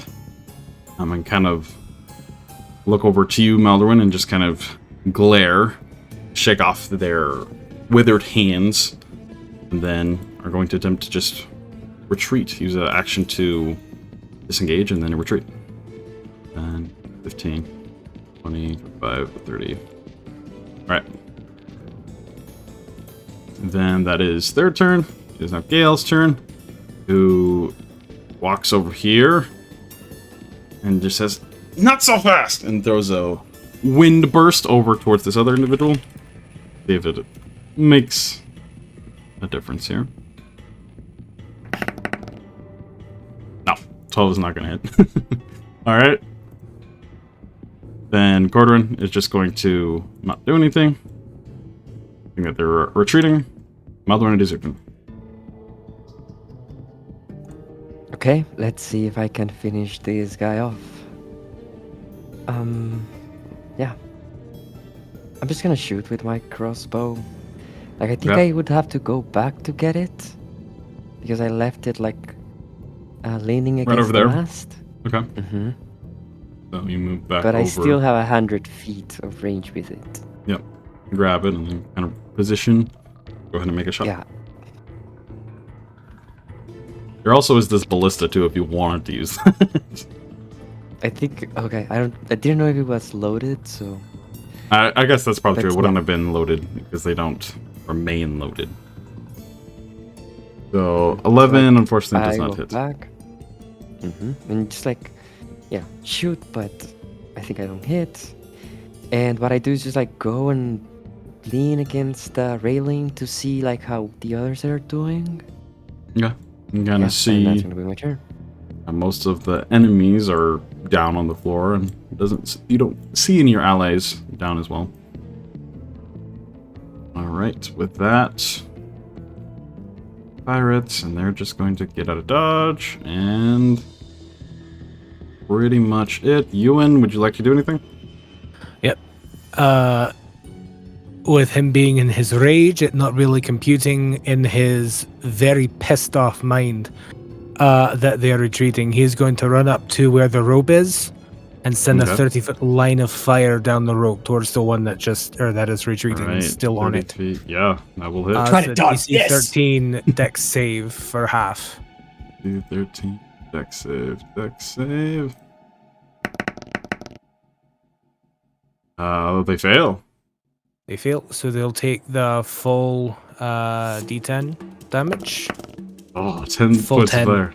That is a lot. They are looking... I'm going to have them roll another acrobatics here. Because the rope should be catching as well. Right. Let's see. Alright, and then I'm going to have them roll another acrobatics. Ruka just looks at you like, what are you doing? Why are you attacking my friend? Right? Like, what's going on here? Super confused. Okay, with that, yeah, they managed to stay balanced, but take the heavy fire damage. And the rope does catch flames You see it like start to glow warm, but it's not gonna like snap anytime soon. They're pretty, like these. Oh, they're good. walking on the rope. It's like pretty thick rope. All right, Asja, it's your turn. Would you like to do anything? I think Asja just wants to move over to the rope by the staircase opposite of where Ruka and Euan are. So this one Okay. by the staircase. With nobody on it, I guess she's just gonna try and grab at the grappling hook and Dislodge it. get it off the side of the ship. Yeah, Okay. dislodge Go ahead it. and roll a strength check for me. All right, she puts her little feet up on the railing and goes 1, 2, 3, eat. Let's hope that this does something. No, she's isn't looking pretty quite enough. pathetic. You pull, But that's okay. but, yeah, She's it's trying. pretty durable, and it's pretty wedged into. Yeah, the wood now. she's pulling the grappling hook. You know, Rupert's pulling her hairs if that's supposed to help. You know, like they're all just yeah, and it's just kind of comedy hour over there for a moment. All right. Get an additional +1 for cuteness with Rupert's help. Rhukkarrak, it is your turn. Okay, Currently- well, unfortunately, his friend is on this rope, and he wants to get moving, so he's just gonna have to wait for his friend to get off of it. So instead, he's gonna go over and start. He's pretty sure he doesn't have the strength to get these stupid ropes off, so he's gonna start cutting at the rope that Asja was working on. Okay. Go over there. Go ahead and just roll an attack roll.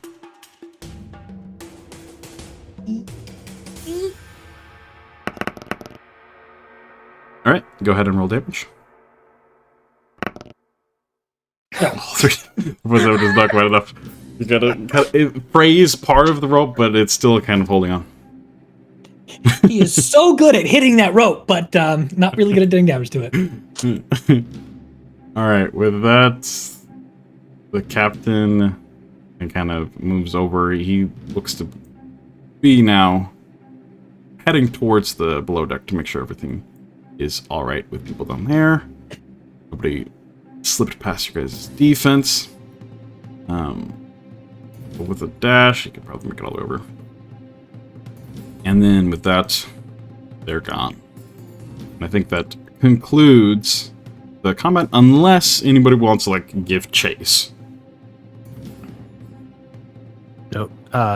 Only thing you're gonna do is go to pull the grappling hook out the side of the boat that's underneath him. Yep. Which, now that there's not a pressing threat, it might take you guys a few minutes to get all the grappling hooks off, but it is not a challenge, as you will have plenty of time to do so. So as you, one by one, there's a total of 5 that looks like they anchored to the ship. There's a little bit of a splintering that happened up over here. Looks like one didn't fully connect. But one by one, you remove all the hooks, and Gale's kind of comes up to you guys. Oh my goodness! It's been a while since we were boarded by pirates. Well, I'll get us moving out of here. As the ship then slowly starts to continue to move.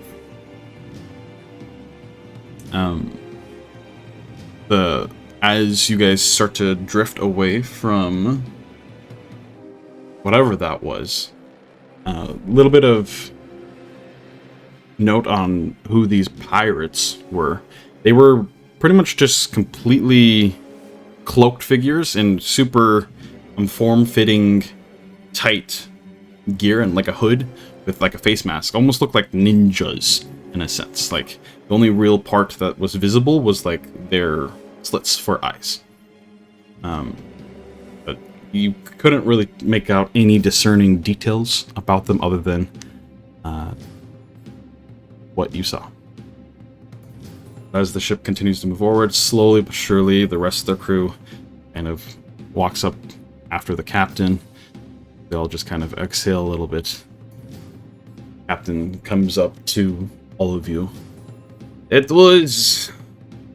Well, kind of looks around, still kind of peeling at one of the wounds that didn't fully recover.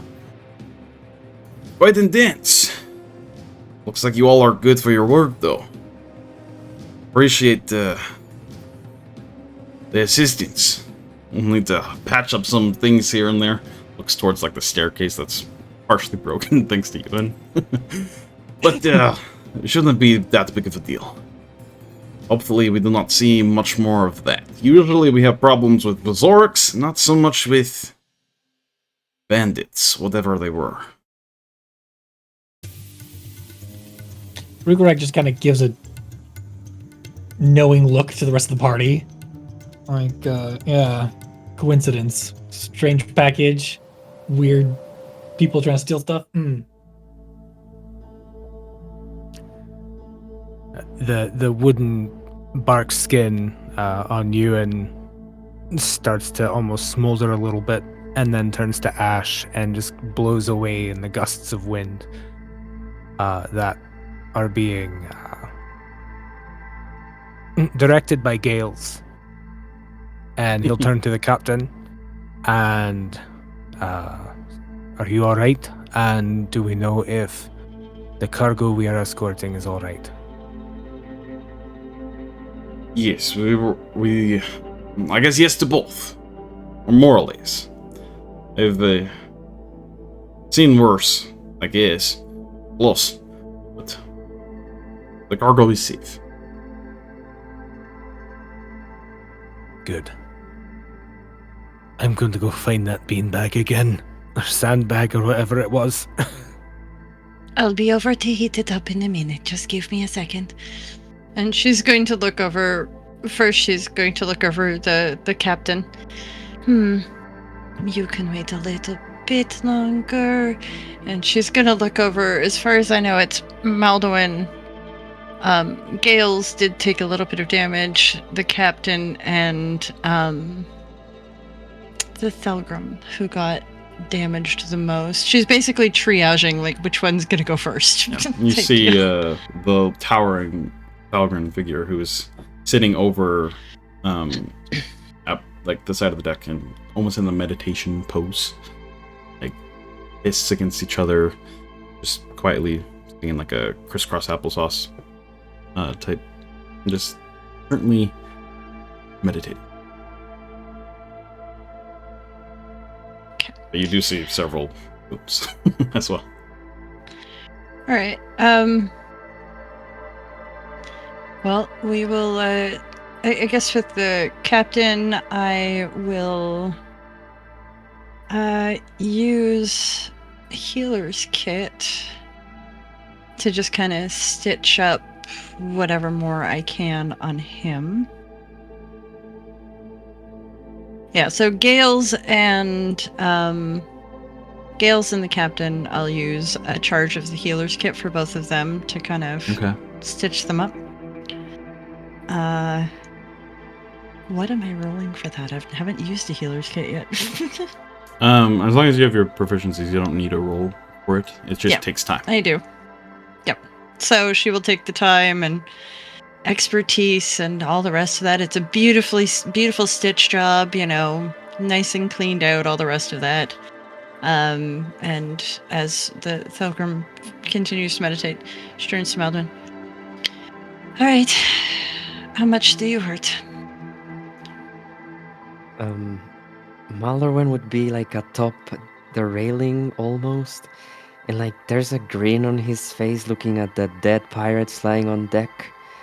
But what he's doing right now, like grinning, like gritting his teeth, is like looking at his crossbow, and he's like, Asja, I think there's something wrong with my crossbow. I need to get to Elendor Baltari and get it looked at or something.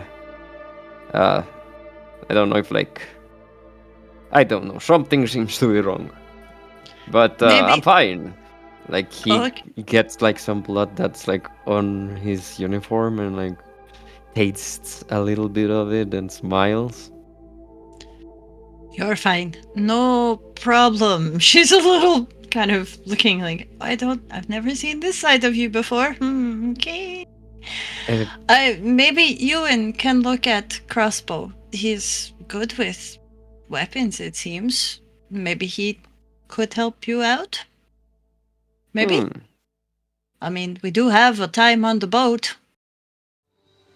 Yes, that's a good idea. Before you leave, And I'm gonna use my channel divinity to restore some hit points to Asja. So it's gonna be 11 hit points. She is healed and more. She's like vitality again. Very nice. Perfect. Thank you. All right.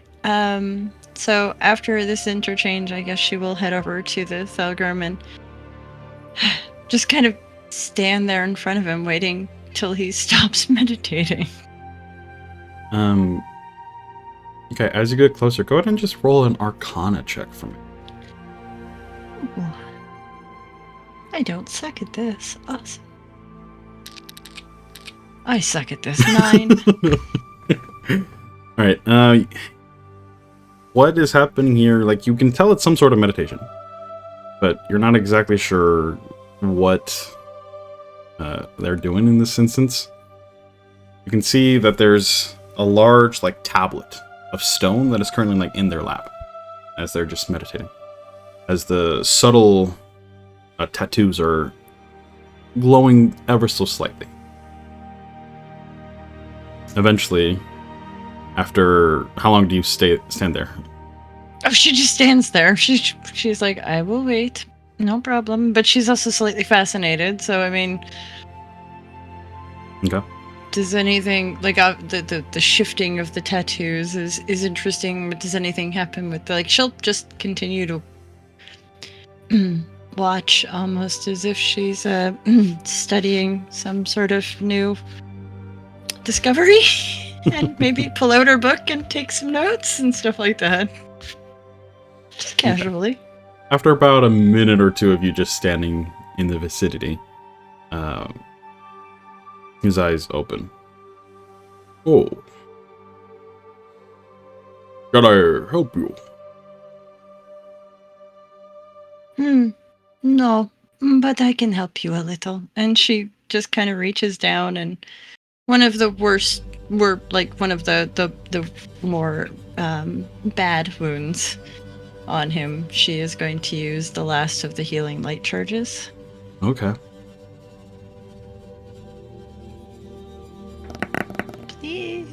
For 2. Oh, okay. Kind of knits back together a little bit as they start to stand up. Okay. I can. You're complete strangers, and yet you aid. Kind of holds out a hand. Large palm of a hand. I am Gordred. I am Asja. Nice to meet you. Likewise. I will fix the rest of your wounds if you just want to come over and sit next. I have to go heat the bag under Euan as well. So if you want to come over here, I can stitch up the rest of your wounds as well. Make you feel a bit better. And looks towards some of the wounds that are a little more brutal. With a little bit of disregard. Okay. It's okay. She's gonna lead him over to where Euan is sitting and sit him down and pull out the healer's kit again. But before she starts on him, if you have any doubt of my skill, you can ask Euan. And she goes and prestidigitations the bag again so that it starts to warm on Euan. Okay, here we go. And she'll thread a needle and very quietly just sit there and start stitching him up, like first cleaning out the wound and then stitching him up and stuff like that. And if you want any interesting designs in your scars, now's the time to tell her. I'm very good at pattern work. Kind of squints a little bit. I think I... Thank you, though. And you can, as you are working, and just kind of being closer to this figure, they're just paying very close attention to everything that is happening around them. But they're very appreciative of your mending abilities to close some of the wounds. It's quite strange. I think you've worked, helped I have. one other Yeah. Thalgren before. And Yes, I have. It's been a while. Just their skin is so much tougher than elves. It's almost like Euan's skin is like scales, and so you have to deal with getting around the scales. Here it's just so thick and burly of skin, but you managed to Okay, well, bandage up quite a Euan- bit of the wounds there. Euan and he would hear little mutters of, "Oh, I forgot how tough this is," and just kind of occasional little, "I'm sorry," things coming out of her if she has to push a little harder and stuff like that. But so yeah, they'll hear mutters about, so. And you can notice too, usually when you're bandaging up people or sewing up a wound, people wince, that hurts. It's good in the long term, but it hurts while you're doing it. Mordrin doesn't really wince at all. He just kind of stares and looks at your handiwork as you're doing it. Okay.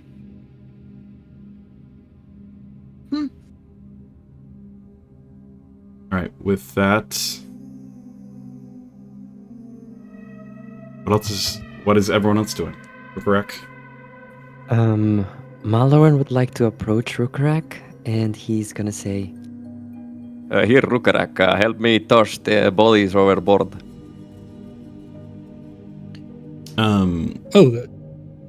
Gar, Yes, I can- the first mate, also had come up and has started to organize that as well.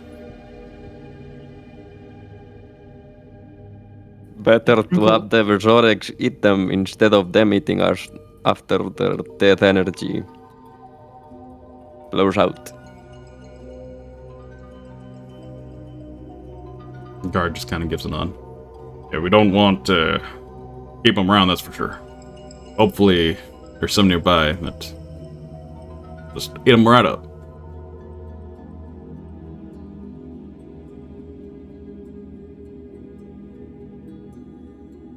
Yeah, Ruka will help clean up a bit, and he has a wound or two, so he'll go over to Asja when she's kind of done.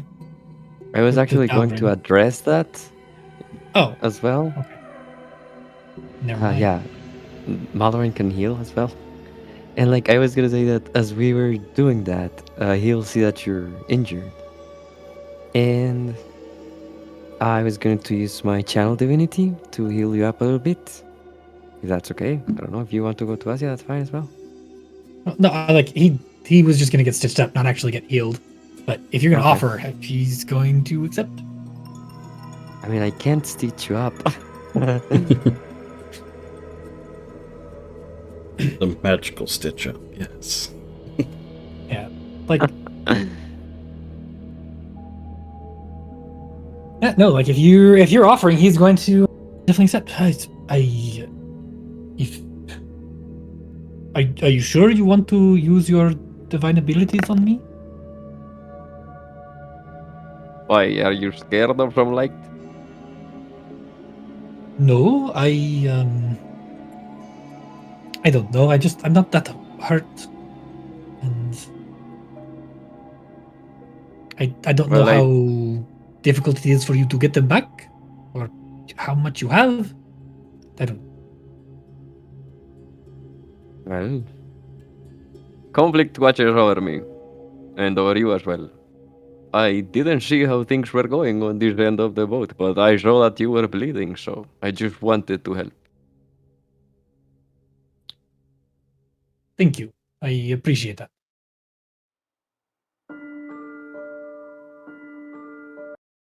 Alrighty, he's looking pretty good. Yeah, go ahead, sorry. And with that, then he's not going to bother Asja while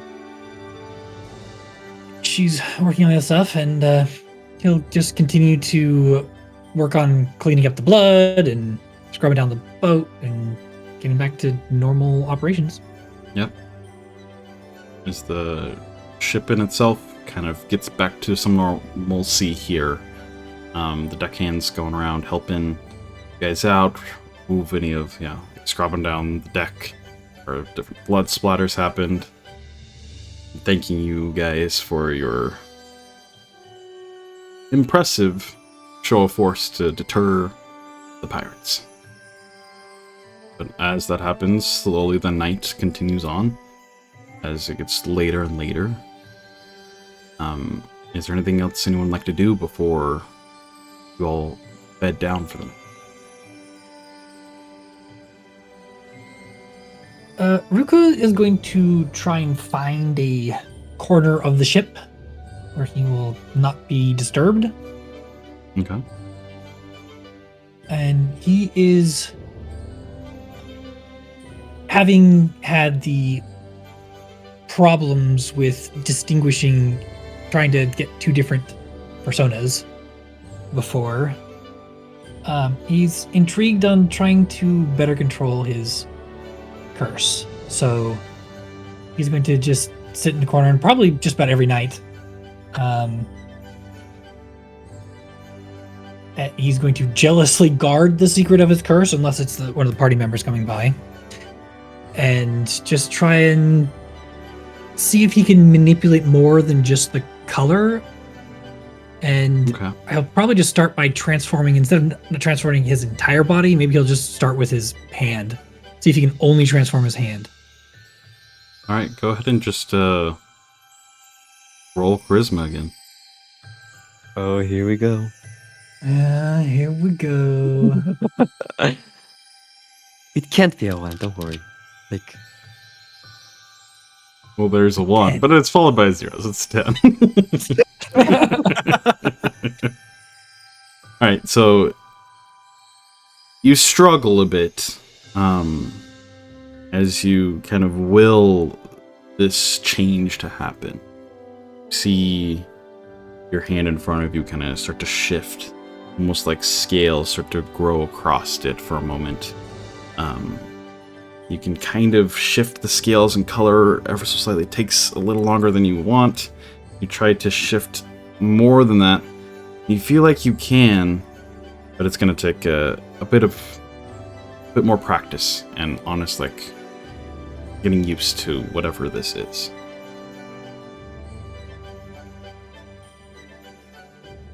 Okay then. And after he's done that for, I don't know, an hour, maybe a little bit less, he'll head to bed. All right. So as you all head to bed, the sleeping is also not very nice. There's, in the front part of the ship, there's hammocks, below deck. You guys have, your own room, per se, but there's, 5 or 6 hammocks in here that are just kind of tight. Don't have, nice beds. But somewhere to rest. Lay down for a moment. And you do so. As you now officially have stepped out of Elendor into the Sand Sea and begun your journey that will last probably several months. We're going to kind of transition now as over the next month or so will play out as you guys are spending time on deck here, growing some relationships with some of the NPCs perhaps, or whatnot. But first we're going to go to an intermission, and as we come back we'll kind of discuss what everyone's going to be doing during their several days of on-ship travel.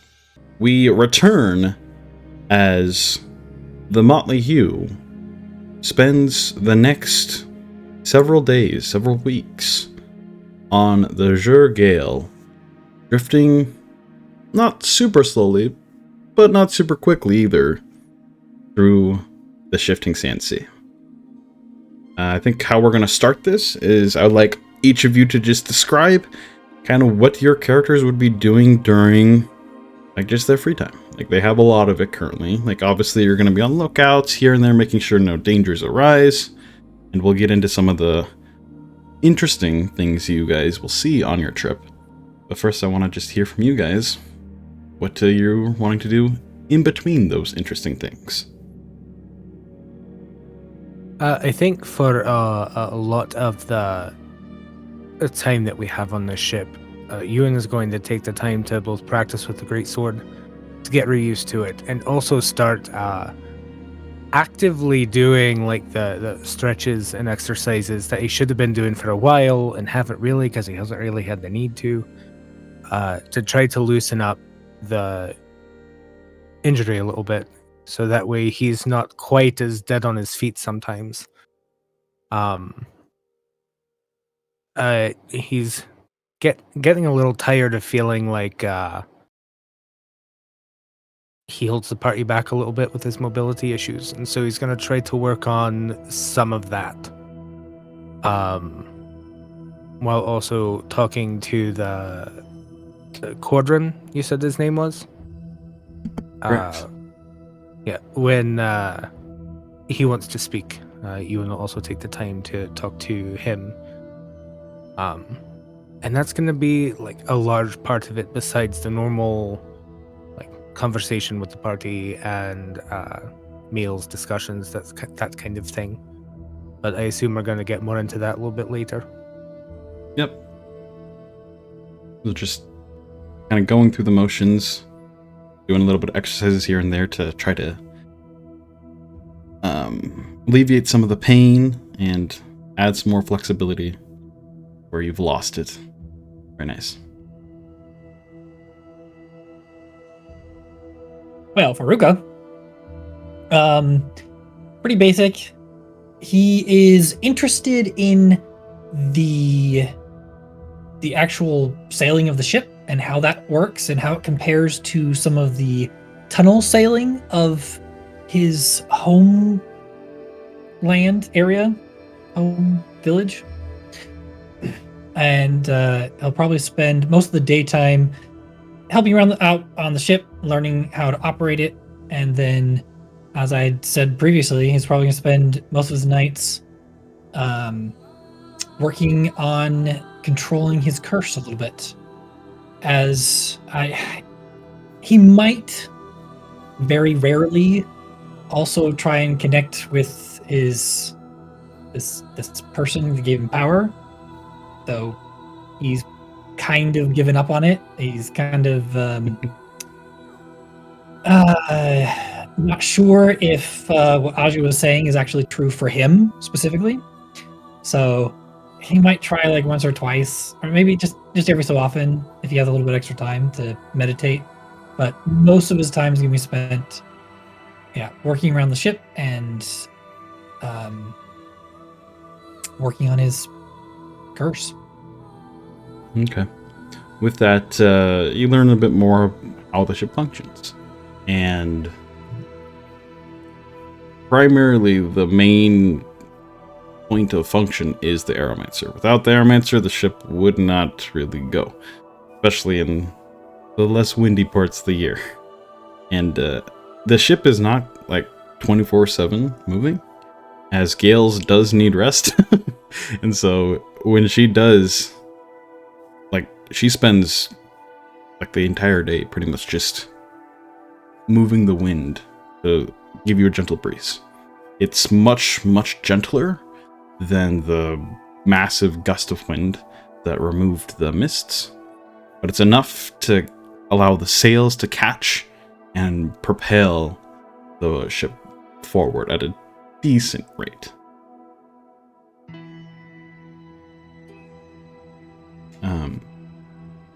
So there are times where the ship does stop for a few hours, then it continues on again. Currently, Gales is the only Aeromancer on board, and so they kind of tell you that on bigger ships, or like if it's needs to be super quick, they have like a shifting position. The Aeromancers would take turns, but not the case in this expedition. Well, then in that case, you again just kind of work around the ship, help out where you can. Yep.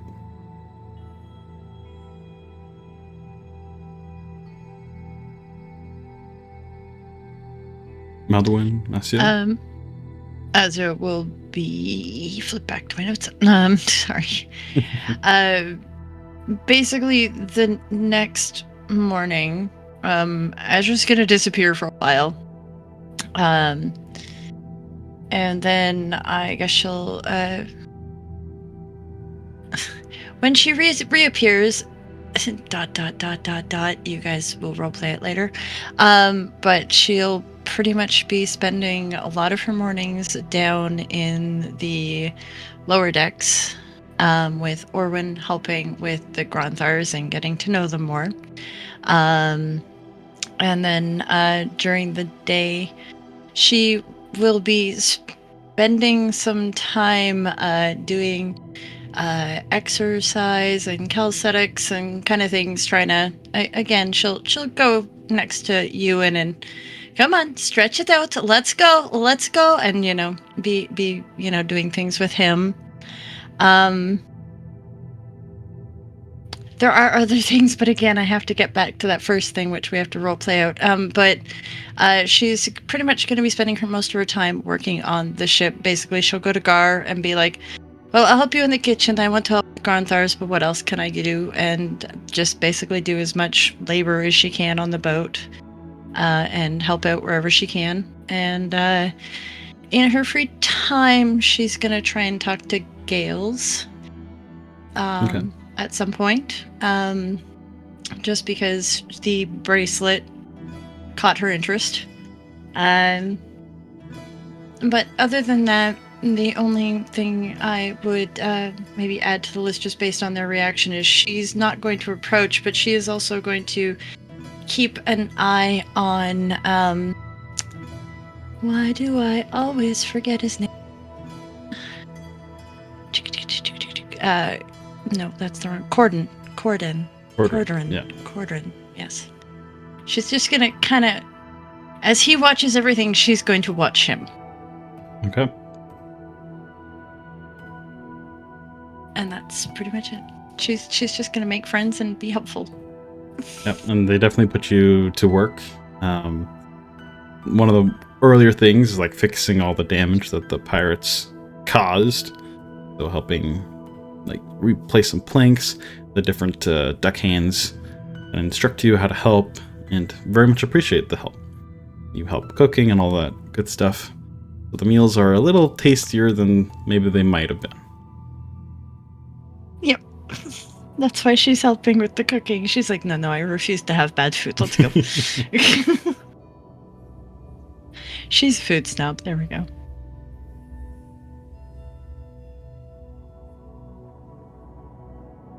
Right, so for me, like Maldorwen is going to be looking into his map a lot and trying to mark some of the changes, like updating the route of the river and whatever he can from what he sees from the storm bird's nest, right?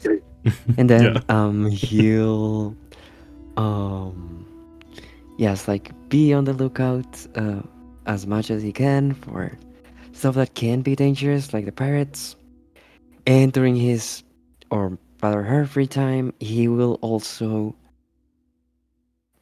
talk to Gales a little bit, and some of the other crew, and some of the party members. But what he's trying to do is like, he wants them to play Malvis.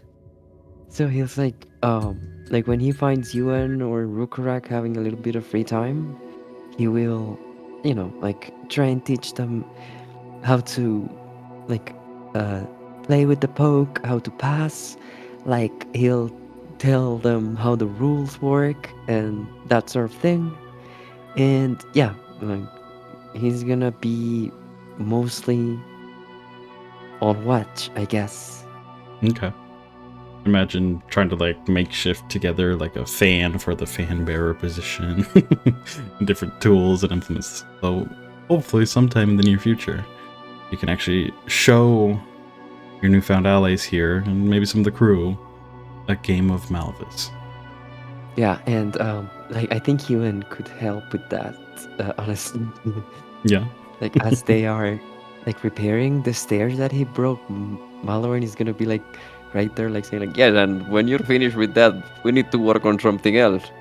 and like it's gonna be like not really helping that much, but It's vital to the rather being defense. distracting. Exactly. To the defense position, that is. Yes. All right. Awesome. Well, yeah. Time slowly starts to go by as you all start to live and ingratiate yourselves with the crew members of the Zergale here.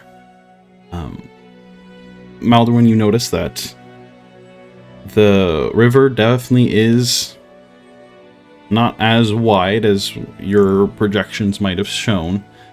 And you might speak with the captain for a bit there, as he's like the main navigator in this instance.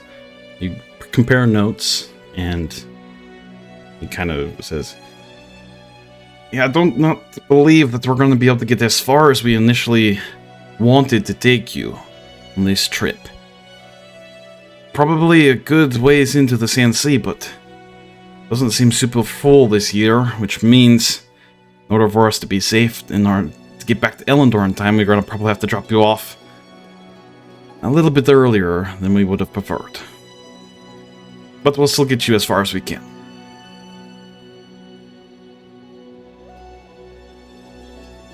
Well, that is certainly not good news, but I think we'll have to manage. I'm sure the Grondars will be able to make up what we can.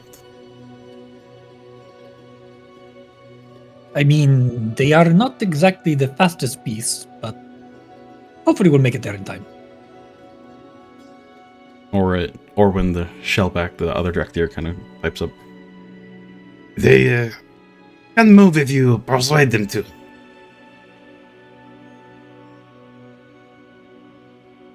What persuades such a beast of that size? Nax.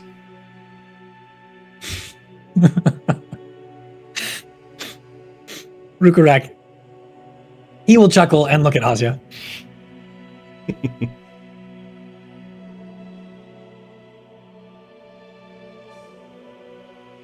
Asja just kind of smiles and shrugs a little. Not my fault, they like the snacks.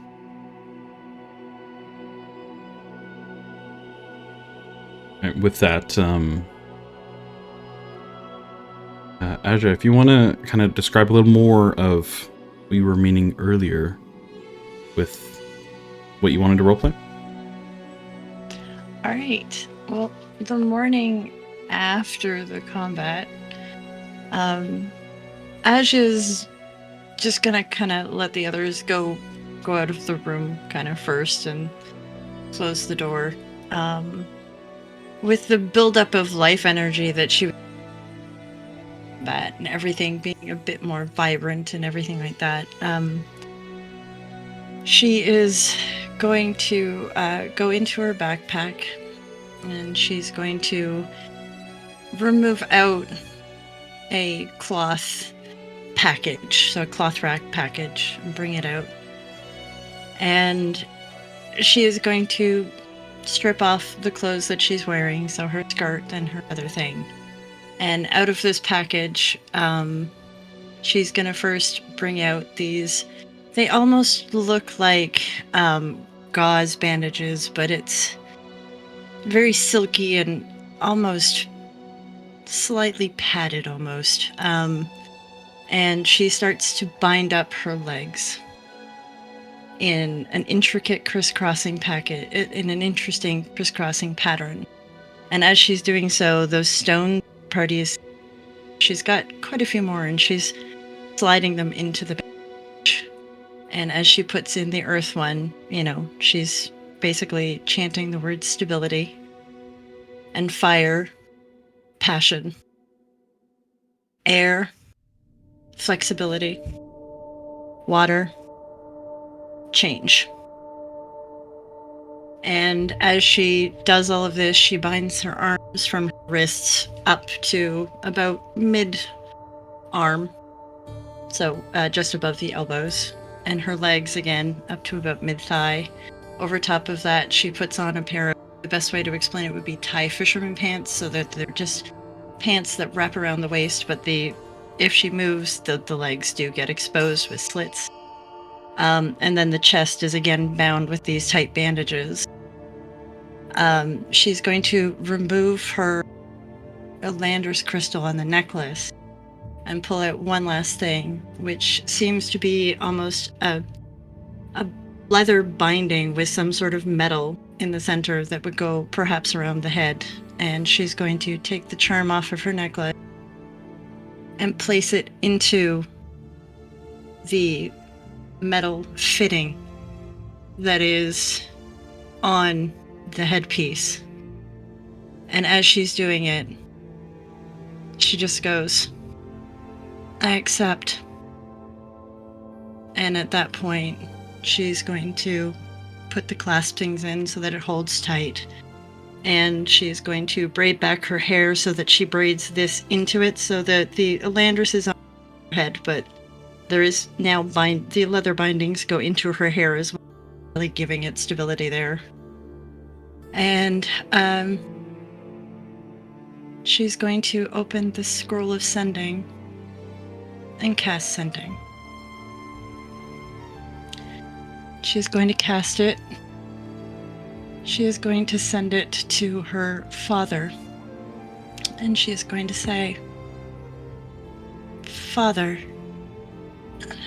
Rivenel, the silence of 80 years speaks loudly. The Einarog rise again. We're in danger. Celestia Itineratur, headed to Valtari. We need to talk. Asja."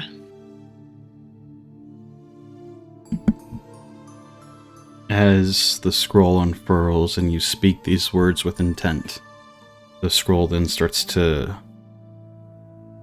almost disapparate as you feel strong winds start to flow around you and kick up your hair for a moment as the paper of the scroll is caught up in the winds, as you almost see your voice, you can almost see it in the wind for a moment, as it then flies up and out of the ship to its destination.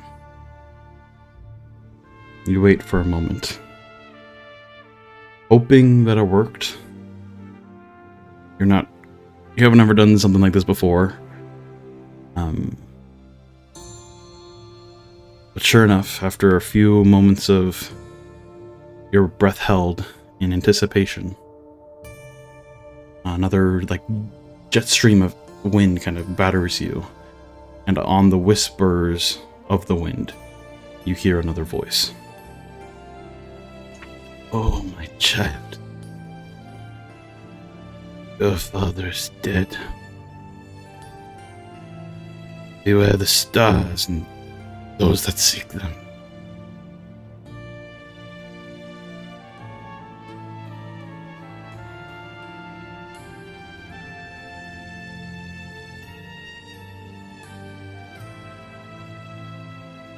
Okay.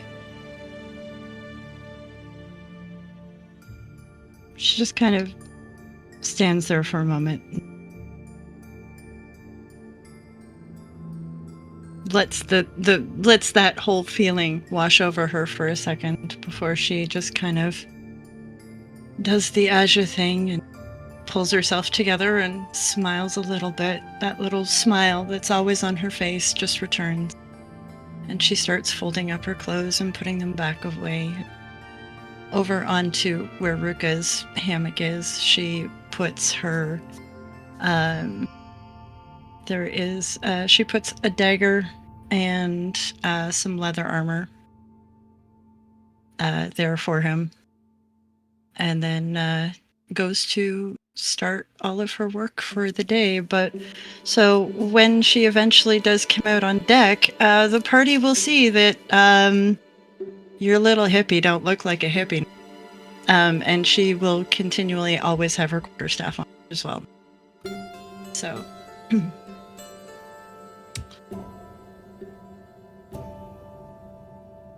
As that's the change that I can tell you guys Oh, about boy. in short form. oh boy, I think Euan would notice about the second that she walks out into the ship. He's kind of working on his stretches, moving a little bit better than he has in quite some time, due to the diligence in Asja working with him to keep him limber and healed. The quills on his head will kind of perk up a little bit as he looks over and sees the new duds, if you will. He'll approach and kind of cross his arms a little bit, walking for the first time in a while without his halberd or the sword. It's still close, but he's able to hold his own without. And kind of cock an eyebrow at Asja and just say, well, that's quite the change. What's going on?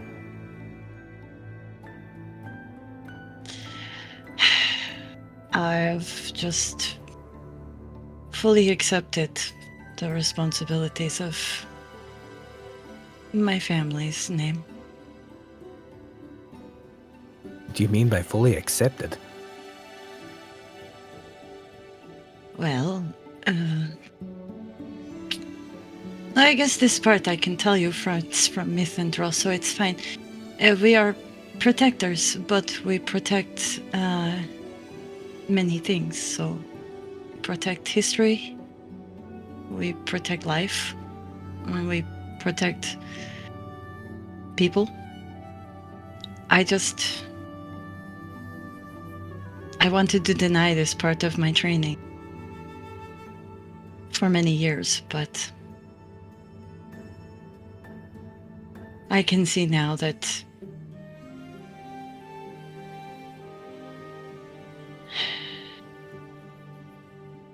this is the only way. You The will relax. Einrog Sorry, go ahead. need to. The Ironhog need to, I guess, rise out of the ashes of Mythendrel. And as I contacted the ghost of my father, we will say, there is no help from him. Euan will relax, uncross his arms and everything. I don't know what most of that means. However, sometimes the fates move us in directions we never thought they would.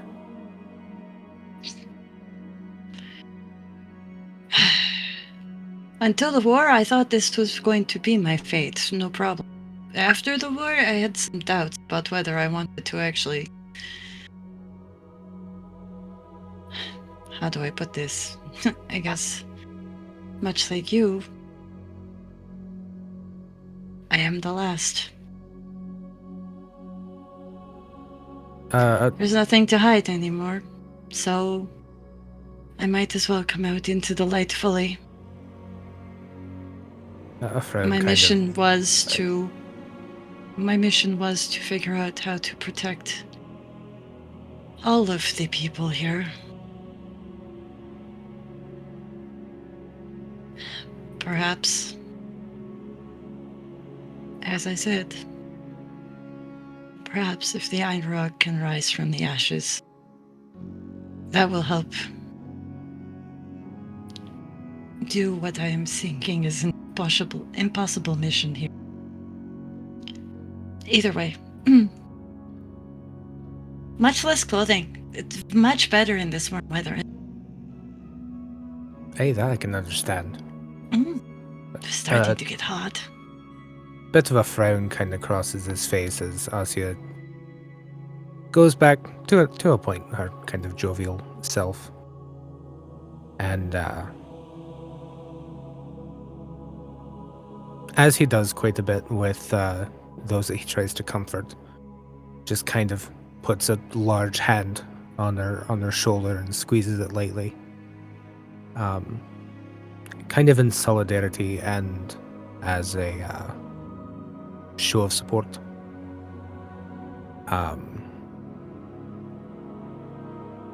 We'll think for a moment and reach into his belt pouch and pull out kind of a crumpled up, folded piece of paper that looks like it's been around for a little while, and hand it to her. And Just take it.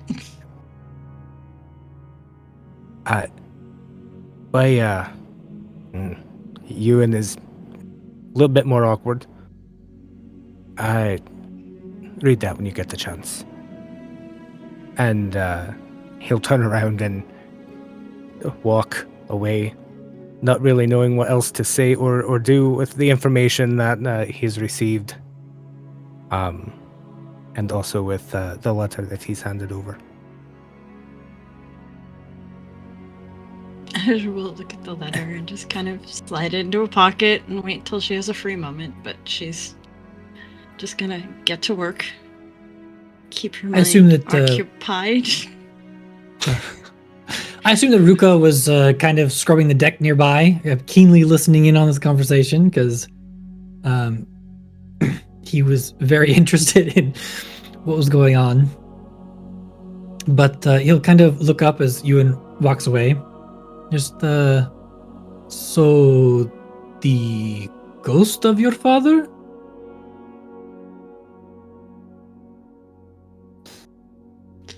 I am assuming he did not find what he was looking for.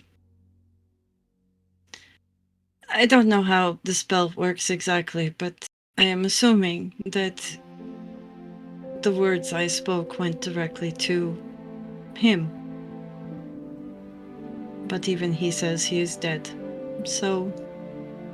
But because he is still here... He hasn't found what he's looking for. Or he has, but has not been able to get it back, so... It is the curse of a gemborn elf. That's why many of us don't. We give in to our firesides, make long-lasting relationships, or not many of us get married. If you think you have a curse, then so do we. Because if you marry, and you lose the one you love, first you go crazy, and then you die. But if you lose the one you love, you will search for them for eternity, slowly going into madness until you find them. So if you can't find them, there is no future. You're pretty much dead. She just kind of smiles and walks off to go start some work.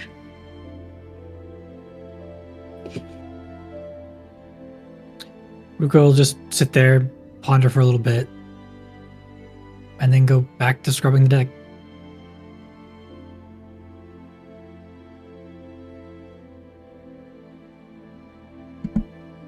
Okay.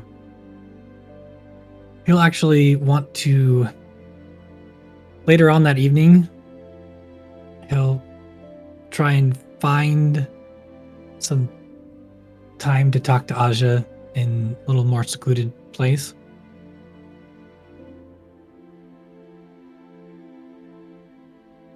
And Most nights, Asja will probably be on the deck looking up at the stars. Or writing in her journal, or sewing, or doing something small, or meditating or something. But she'll probably always be at nighttime before bed up on the deck with the stars, kind of just watching them or documenting them, making Maldorwen proud by trying to... understand the conflict. Yes. Conflict of the And heavens. So he'll kind of approach her when she's one of these moments on the deck when she seems to be pretty much alone, and just go up to her, and if you don't mind, I would like to know a little bit more about your father. What kind of a person was he?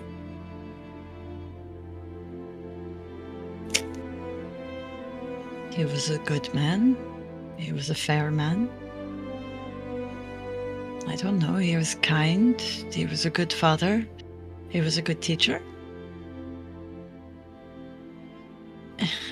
He was an excellent protector. He knew his way around the archives better than anyone else. Well, aside from my mother. They would have competitions to see who could find things fastest in the archives. They usually tied. They were fun, I guess. I don't have a lot of memories. I mean, I have one picture in my head of the three of us, I guess, but sometimes I use magic to make that image appear. So it stays in my mind, but it's been a whole one of your since I have really seen or spoken to them last, and in that lifetime, I have grieved them. I have moved on.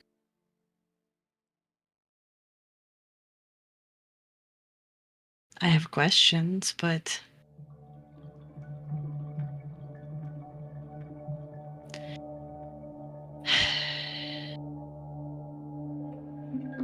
I don't know.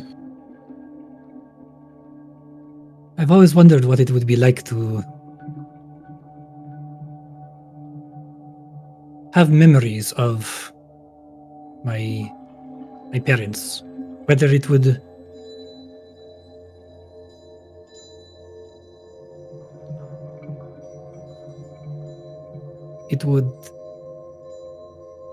break me or make me stronger. I don't know anything about them. I was found as a child when I was young, and if I did, I would hope that it'd be like you. You seem to have gone through a lot of pain and sorrow like I did, and you still bring joy to others. And even though occasionally I can see a little bit of sadness in your eyes, you always seem to put a smile on your face. I appreciate that. There is no use in letting sorrow and... I thought for a while hatred, but maybe there's a place for that. But I don't know. But the negative emotions, it's took many years, but I don't let them control me. to have power. I can't change what's happened. I am not some great god or celestial anything, magician of some or mage of some level who could just reverse time and bring everything back to normal. I have to accept what happened. I cannot change it. Nothing that has happened can be changed. Things that are in the future, those are different. But that's why I don't let those things have that much of an effect on me. I can't change what happened, but I can accept them. I can do the proper things. I grieved my parents. I made them their pots with my grandmother. I decorated them. They have a place in the honored hall. Little did we know they were still alive, so I mean, maybe it's good that, we didn't have anyways. But I can't What be about sad. fear? What about fear? That is normal as well. How do you not let it control or have control? I accept that I am afraid of something. Again, I try not to let it overtake my mind. Maybe it's through meditations, I don't know. But one of the things that we have always, at least in my family, been taught was to more control our fireside. In certain situations, still think clearly instead of letting our hearts take over. Maybe that's where the level of control. Once you accept that you are afraid of something, it takes away a little bit of power from that thing that you were afraid of. And over time, you can work on getting rid of the fear. I mean, I was afraid of Khazad-dûm my whole life until... Well, I have the opposite problem with the fire inside. I must constantly try to stoke it and keep it alight. Otherwise, it will go out in the darkness. Anyway, well, I will let you get back to your musings of the stars. Have a good night, Rhukkarrak. You too. And he'll walk away, go to his normal nightly practice. Yep, and she'll just go back to doing what she was doing. Okay.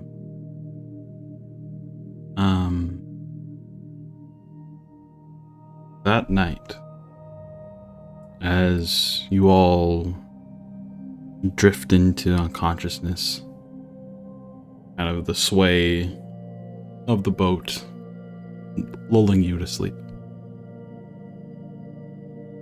Ruka, these thoughts of family, like, who were they? This still kind of just linger in the back of your head. And as you're unconscious there, the darkness that kind of envelops you is very present.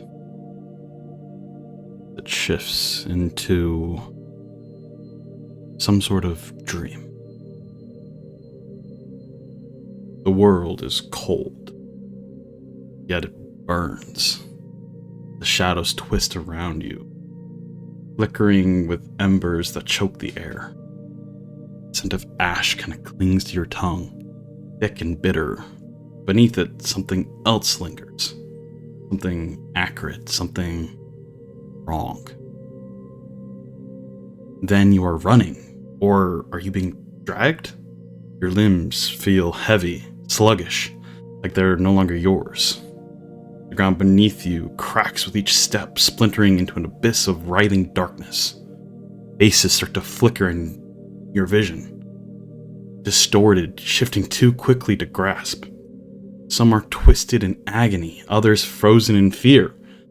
A voice, distant, yet suffocating, whispers words you cannot understand, though the weight of each word settles deep in your bones. A blur of blue scales flashing through the dark, clawed hands reaching, gripping. Are they yours or someone else's?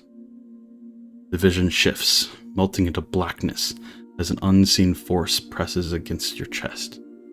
The shadows are alive, creeping up your arms, coiling around your throat, squeezing tighter. You struggle to breathe. You can't. Darkness whispers a name.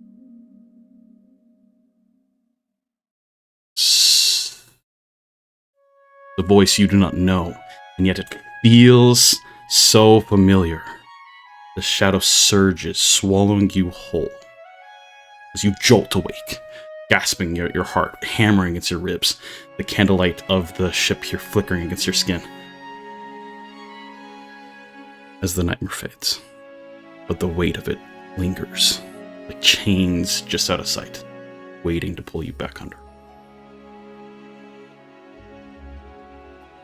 He's just going to kind of crawl up into a ball on his cot and kind of rock back and forth, just trying to... He's going to mumble under his breath. There's a flame. I need a flame. Keep the dark away. Flame. And he'll just do that for the rest of the night. He's way too worked up to try and go back to sleep. Okay.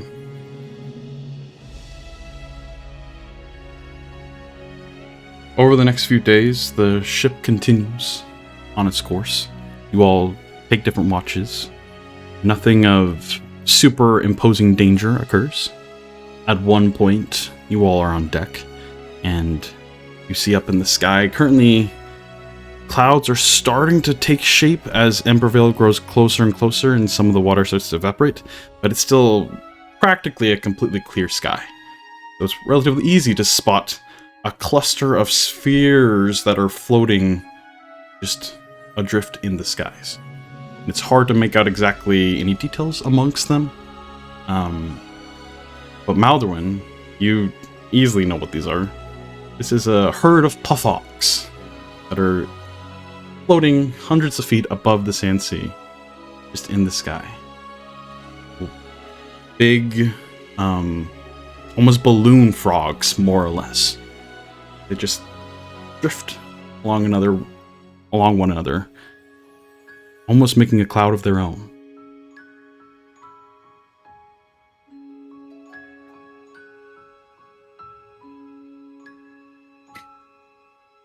Oh, sorry. Ruka would have asked the party about the stuff on his bed. Just be like, this is not mine. What? Did somebody forget it?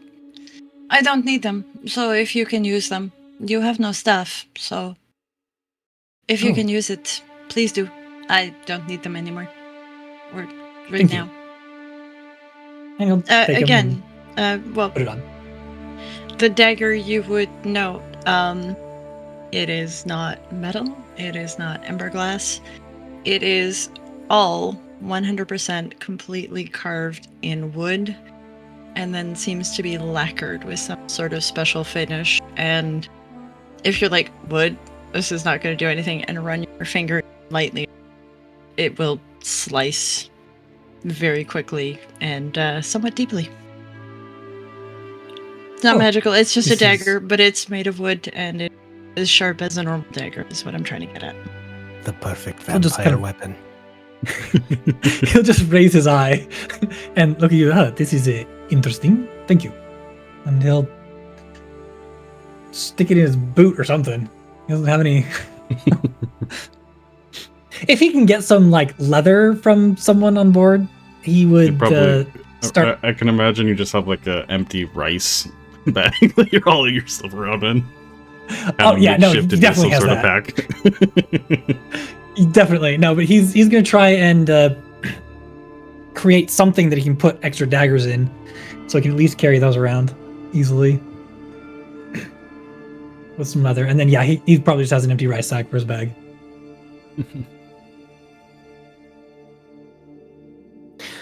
Question, DM. Yeah. Is there any sort of like spare wood on board that Euan could carve?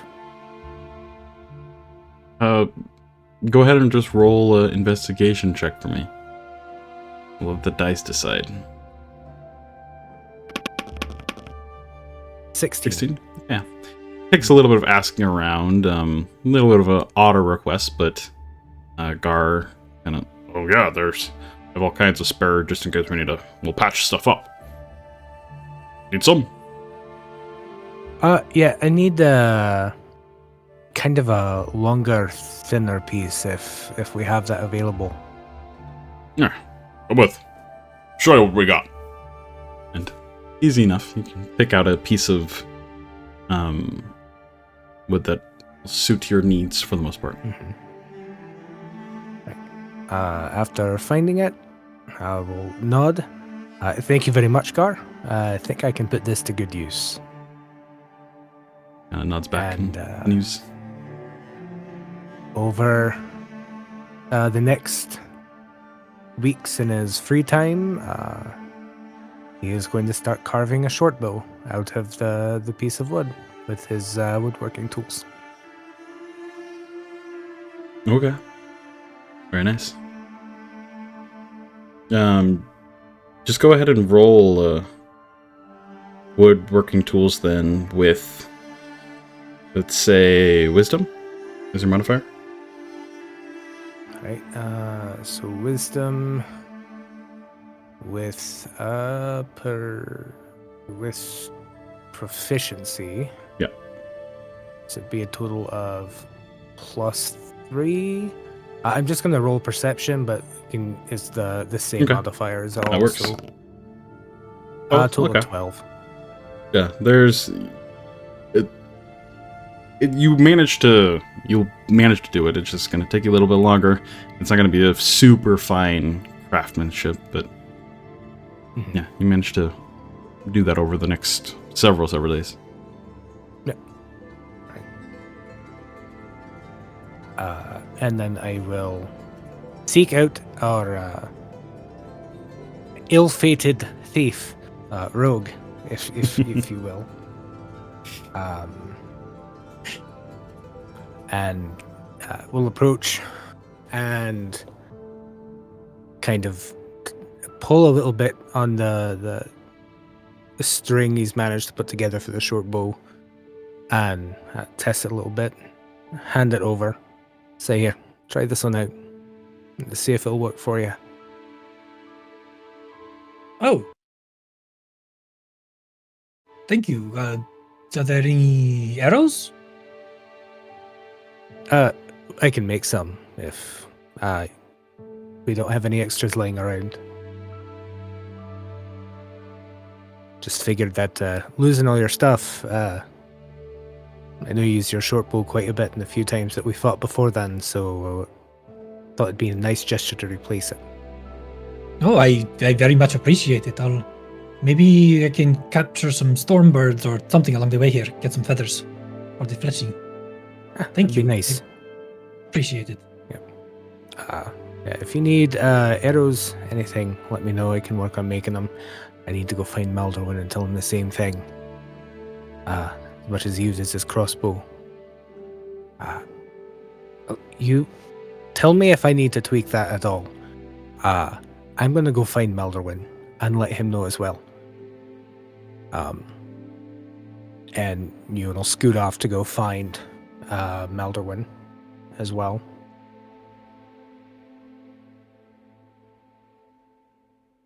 Okay.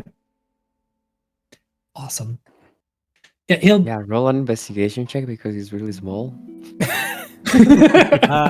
Is that a disadvantage? 4. I don't find him. He's stuck under my boot. I don't know what happened.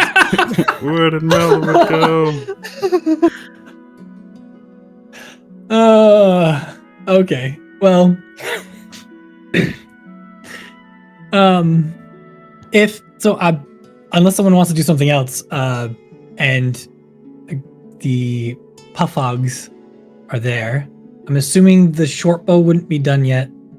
And if Maldorwen and his Hawkeye vision didn't say anything beforehand, he would just kind of say, "Hey, is that a problem?"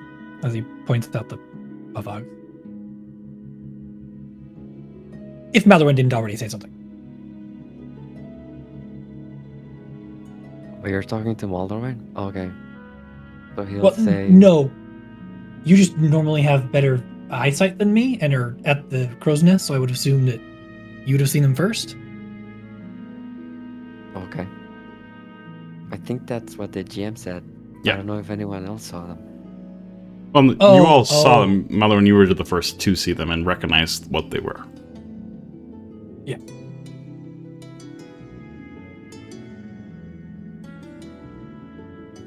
It's a Rhukkarrak. You can roll a nature check if you want to ascertain what they are. Not best, but hey, 18's pretty good. Yeah, I think you recall a little bit of the time you spent in Kertes, and that's probably just Puffogs. You don't believe they pose any threat.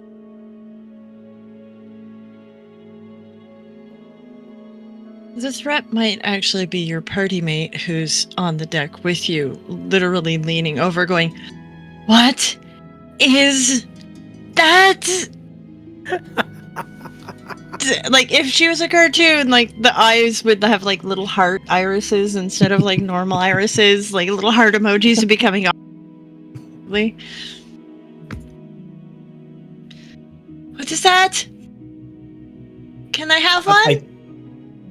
I think they are called Puffogs. They're like little.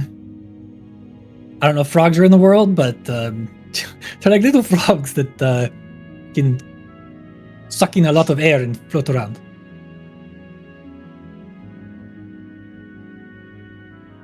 I need to get Puffog at some point. She's just gonna walk away, but You like see constantly Rupert just looking trying over her to shoulder. Stuck in air. Just She picks him up. And It's okay. as she's walking away, Ruko's just going to be like, I wonder what they taste like.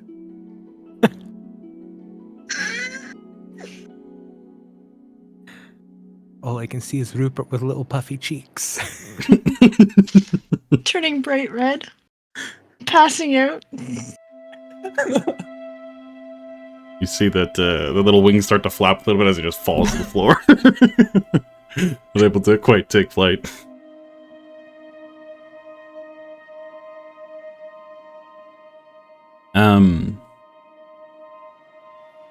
As you guys are looking up at the Puffogs too, just go ahead and roll a perception check.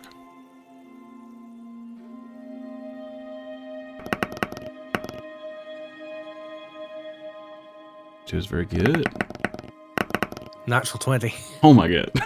Oh, I am watching Puffogs with love in my eyes. There is nothing else but Puffogs. No. Alright. Oh no. So what is Maldorwen doing in this time that would be the reason why Maldorwen wouldn't pay attention? Thinking about the captain, obviously. Stay dreaming about the captain. Nice. Alright. So as the other three of you are kind of looking up, Asja just paying very close attention, or best attention you can to the Puffogs themselves. They're pretty far up, and you can't make out much detail, but you can see just a little bit of their little flippers, if you would, little like finned hands that are just propelling them forward. No, you really need one. However, Asja does not notice a very quick shadow descends upon the Pufffox that Rhukkarrak and Euan pick up, instinctually kind of turning towards it as a large scaled beast clashes amongst this cloud of Pufffox, more or less. This, and just starts to like tear them up. Yeah, like big old beastie. But currently its attention is on the Pufffox. Oh, Pufffox may not be a problem, but that it probably is. What in the hells is that? Asja makes a strangled little squeak as she watches the genocide of the dogs. If any of you want to roll nature checks, you can do so. Yep. 20. Now there's the first natural one for you, Rhukkarrak. There we And go. it's back. Take it back. I don't want it anymore. I rolled like 2 or 3 during that combat. I started off the game with 1 for a 0. Okay, so yeah. As you are staring at the horror of these poor Pufffogs, that you see some of them start to like shoot off like balloons that have just released their air, and so some of them do manage to escape, but a lot of them are being like captured by this what you know to be a wyvern, kind of dragon-esque type creature that are inhabitants of the Shifting Sea. You've heard stories about them. And usually all those stories entail them just being primarily around during like the end of Embervale and in Stormwick is when they primarily hunt. It's a little odd seeing one here. But you know that as long as it's got something to eat, it probably won't come attack you guys. She's gonna call, I guess, over to whoever's closest, Gar or the captain, and go, do you think group of Puffog is enough to satisfy Wyvern? That is Wyvern. It is quite a beastie. We don't usually run into those. Must be quite hungry. It probably... Gales, just keep us moving quickly, please. Do not want to have the ire of that thing either. Now let's keep on moving. We should be fine. Keep on Yes, I moving, do don't not stop want to run moving. into that thing while we are not traveling by boat.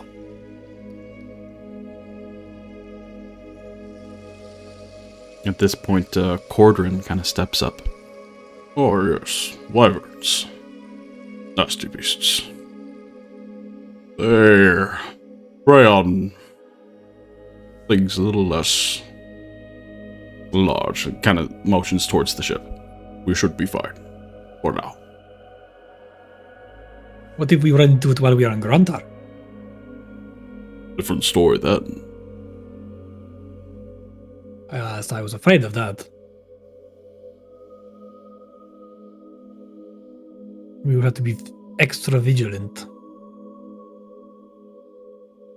Say, if you do spot them, and they spot you, get low to the ground.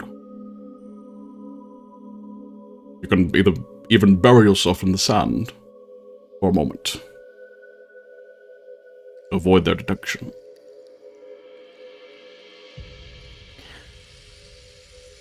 Speaking of the Granthars, Cordrin, are you going with us all the way to the city, or are you going back to with the rest of the crew? I will be accompanying you all the way to Valtari. Understood.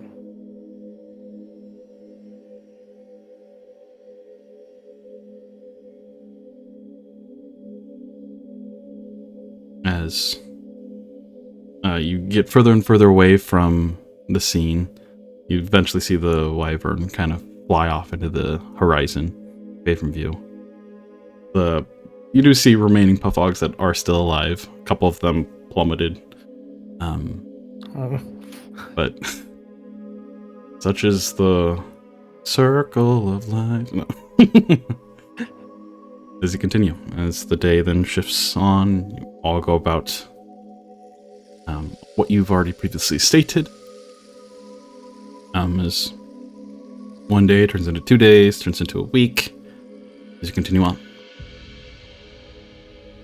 The next thing of interest happens again, roughly early morning, as you all kind of wake up and to your morning activities. You and you're maybe stretching right as the morning light of Alamore shines on deck. Gale's just getting up as well, causing the ship to start up again. As faintly in the distance, you can see the shifting sand sea itself is primarily just dunes upon dunes as far as they can see.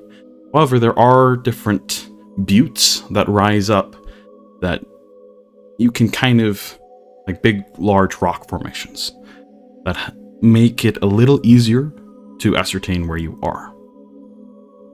As those are like the one part of the sand sea that doesn't shift. One of these buttes kind of catches your guys' eyes as you start to get closer to it. It appears to be carved into a semblance of a like soldier kind of statue. As you see Gar, the captain, kind of look out towards it and almost say a small reverent prayer underneath their breath towards this formation of rock. If any of you want to roll history checks or religion checks, you can do so. I'll roll a history check. Euan remembers nothing with a 4. Oh, man, I don't even know if Rhukkarrak. I guess he may have passed by this way. 16. 16, okay. 4 for Euan, 30, 20 for Maldorwen, and 16 for Rhukkarrak. So Maldorwen, I think you're the only one who kind of knows a little bit of the stories behind this. And you've heard it just in brief passing with doing your role on Gertes and maybe seeing some more travelers. This is something ancient. Nobody really knows its origins, but the merchants that travel this kind of pathway towards Valtari, or even recently from Elendor to Gertes, call it the Watcher. And they believe it to kind of guide them on their journey and oversee their safe voyage. It's one of the main landmarks that makes up this trip. Kind of waypoint to you, so you know that you're going the right way. Okay. So, I'm gonna like look at the party and see that like I know, for example, like Asja hasn't traveled this way, so I'll tell her like, Oh, yes. That rock over there. Looks like a warrior, doesn't it? It does. I lament that no one knows their name, but they call it the Watcher, and it means we're on the right path, so it's a good omen. Well, this is a good thing. And she pulls out a book while when she's like, this is a good thing, and opens her book and starts taking notes. Do you know anything else about Watcher? Well, I only heard of it in passing by merchants that came from Elendor to Gertes, and I was very interested as well, but none of them seem to know anything about it really. They just knew roughly where it was in the Sand Sea, and also, the Watcher is just a nickname, the way they call it. But I was very interested in knowing its name. It just seems to have been lost to time. Also, Yes, I makes didn't you hear very wonder. much. Is he just one of an army that has been swallowed by the dunes, or what is he watching? But I wish that we had the time to go and investigate. I saw it on my way down south, but it was just a landmark then. Now, with what we know, maybe that it is something more.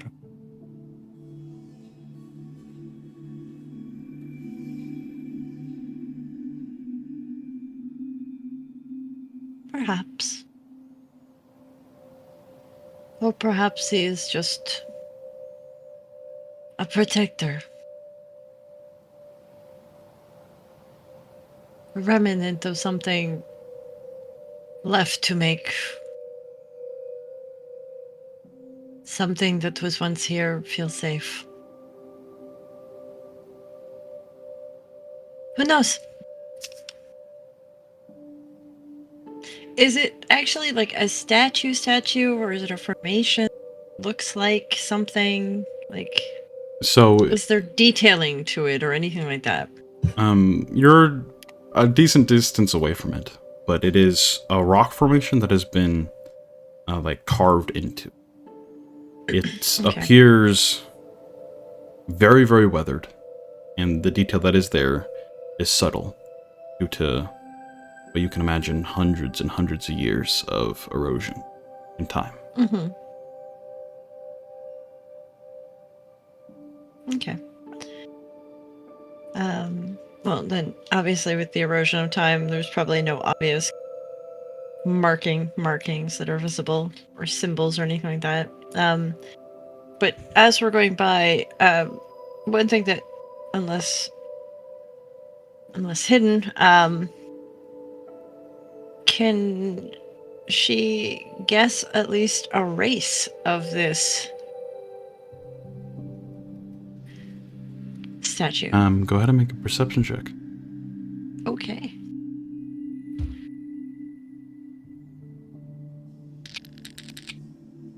I am paying attention this time. 19. It is incredibly difficult to ascertain because it doesn't appear to be like some of the more, like, it's not a Drakthir. Or you don't believe it to be like a Thalgren. But the details are just so worn that you don't see like any pointed ears or anything of that nature. If you had to guess out of the couple of races I mean, Elf would be probably the best, but you can't say for certain. Okay. And she'll just kind of look at Maldorwen. Well, I do want to go to the library in Valtari. Maybe they have some more information there. I don't know. Old books excite me. Finding old information? Maybe there's something about this one. I wanted to go to see if maybe anybody had writings. The temple that we found. I don't know. Elendor didn't have any sort of library, and their only archive.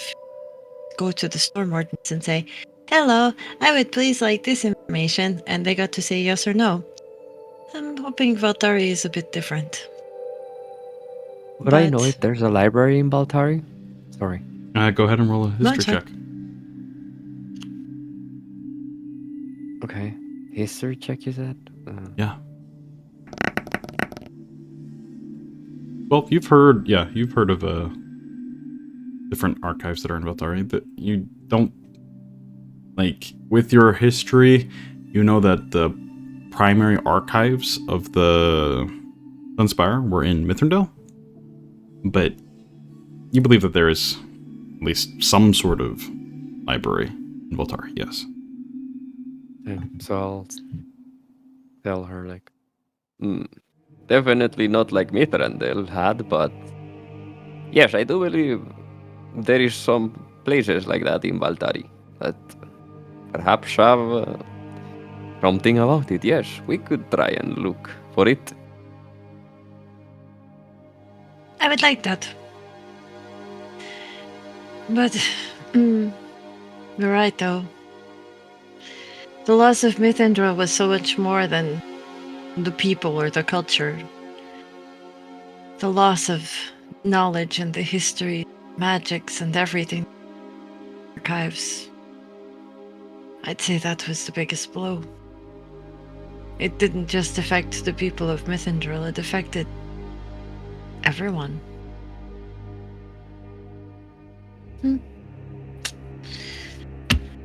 Well, maybe one day we can rebuild most of the information. Maybe. I don't know. Goals. Bing.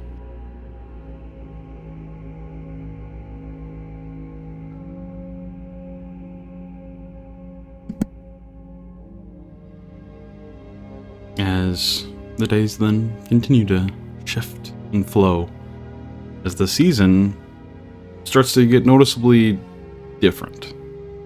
You, all this point can tell that Ignicera at night is growing quite a bit larger, to the point where it's starting to not quite as large as Terradin, but Terradin is also growing smaller as Ignicera basically replaces it, to bring on Embervale. As it does so, the temperature rises quite drastically, to the point where it starts to get a little uncomfortable. Currently, you still have the winds, or at least the artificial winds, from gales to pull you down somewhat. You kind of look towards the future and know that this heat is just going to get worse. And you don't necessarily look forward to that. But you also notice that the different plants and whatnot that kind of rest alongside the riverbed start to dry out a little bit, as Stone Hollow slowly fades away. Prevail starts to arise. A few days later, as you're probably properly into Embervale now, another point of interest is noticed as you all see on the distant horizon a large shadow in the sky. And Maldorwen, you would know this to be your home. Distant as it is, that is Kirtas.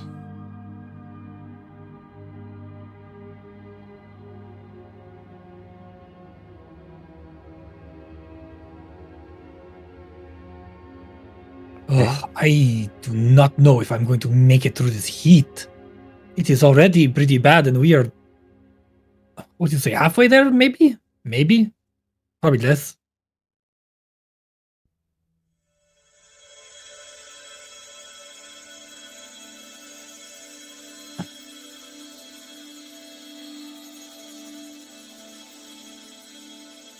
I don't mind it so much. Then again, I'm kind of used to this. Stormwake were always the worst for my people. Kind of look at the giant shadow. What's that?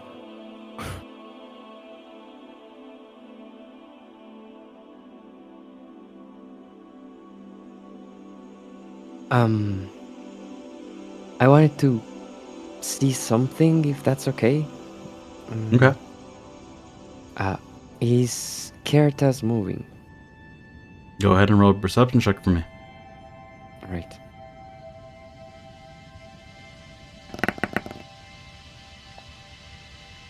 All right, I'm gonna Okay. use a second wind. Just a sec. Yeah, I'm gonna use a second wind to roll a d10, if that's okay. Yeah. Right. Using tactical mind. I really want to see Well, 12 total. it's very far away. You're not positive, but then you bring out your map of where you had marked where Curtis was. Go ahead and roll your cartographer tools now with wisdom.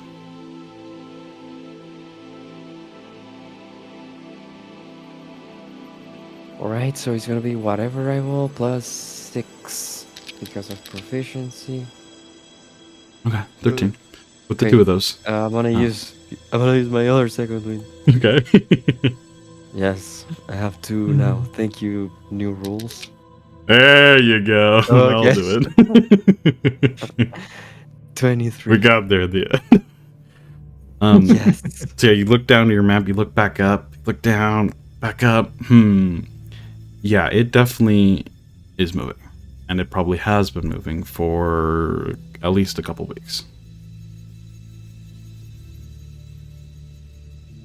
Okay, so in that case, like his reaction would have been a bit different. Because as he's watching the map and like Euan is asking what is that, like he drops his scroll case and he like runs to the end of the ship where Curtis is closer and like just drops to his knees and like then buries his head in his hands.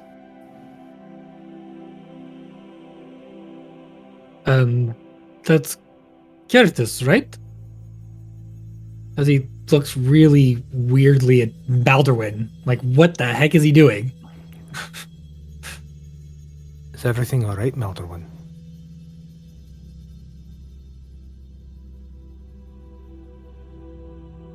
No.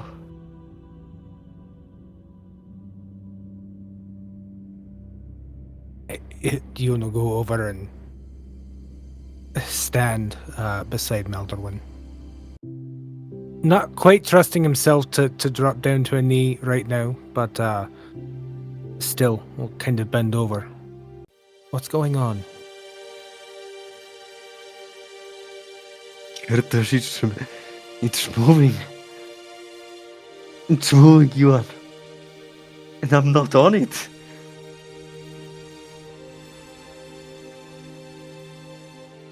What does it mean for the city to move? It means that they're taking shelter elsewhere, and I don't know where.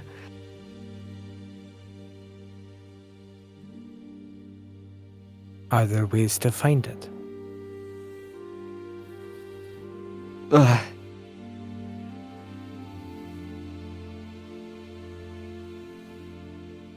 Sorry.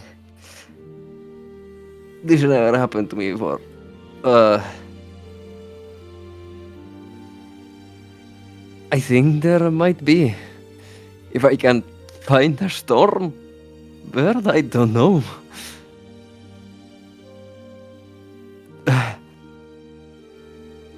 Usually I would have to perhaps wait. I don't know, Yuan.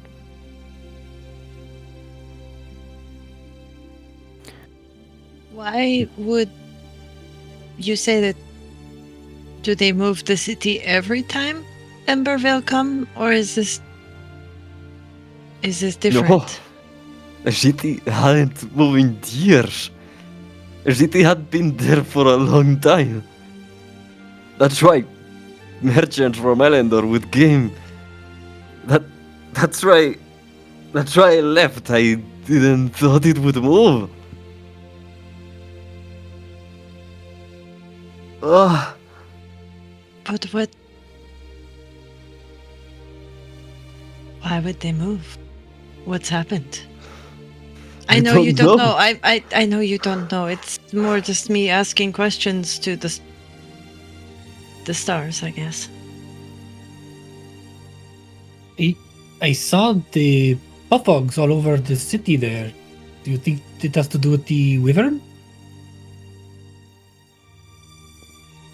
Perhaps.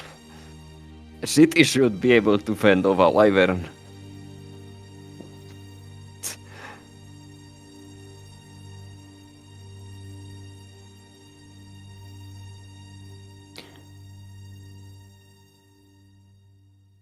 I don't know if it's any comfort, Maldorwen, but if the city is moving, if the city can move, that means that the people of the city are still alive and still there. And you can still go home to them even if it takes extra time to find it. And if, by your beliefs, the conflict is willing, you will find a way home.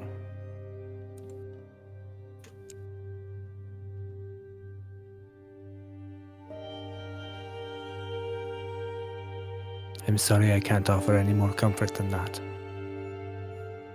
Can you use your maps and what direction they seem to be moving to figure out maybe where they're taking the city? I mean, you would know what they were looking for in a new safe place. Maybe by looking at the map, you can get a general idea of where they're... My only question is why? If the city hasn't moved, why now?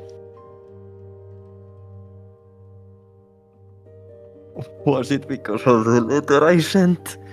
Was it because of what I wrote? Oh. There is a word for gnomes that... Lost characters. I don't want to be that.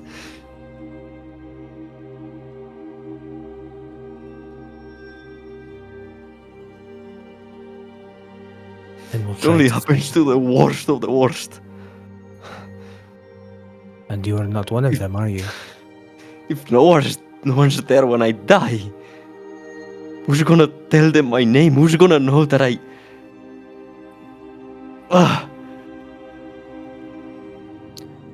If that happens, I will take your name to your people.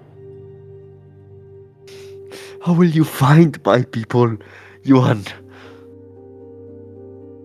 I will find a way. I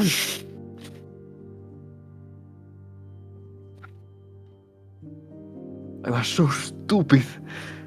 Why did I think characters wouldn't move anymore?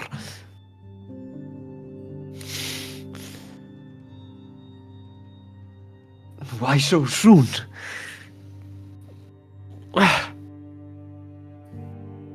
You said you wrote to them. What did you say?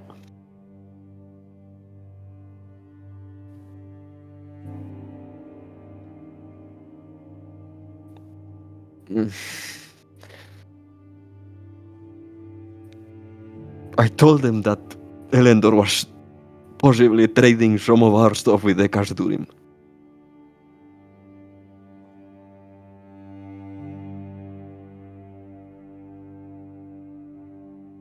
I don't think that would be enough to make the city move. Or at least I would hope not. You don't understand, Yuan.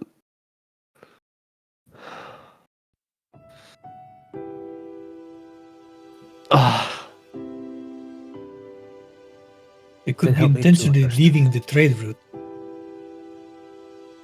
Conflict guide me.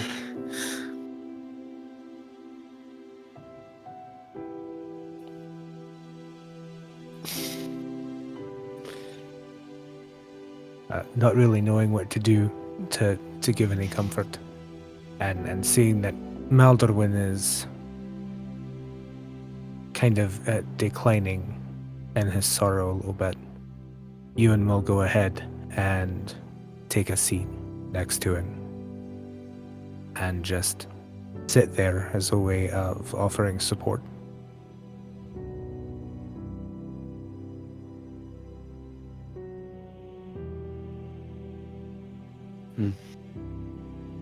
Rhukkarrak will just stand nearby, gazing off at the city as long as he can. Just kind of lost in thought.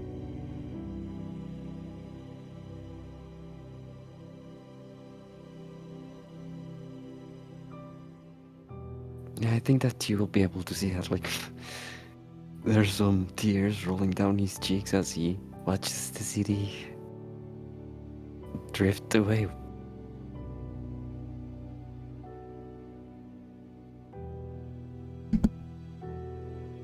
And it does so slowly but surely as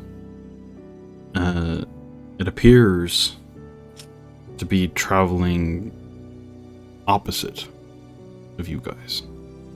Maldorwen, if you want to roll another cartographer's tools check to try to ascertain maybe the trajectory of it, you can do so. I think it's like, I feel that Maldorwen more than them would understand, like, how difficult it is to track something down in the Sand Sea. And like in Arudar, after, for example, many seasons have passed, and he's just like realizing that now if he doesn't find it or find a way to do it, he might be lost.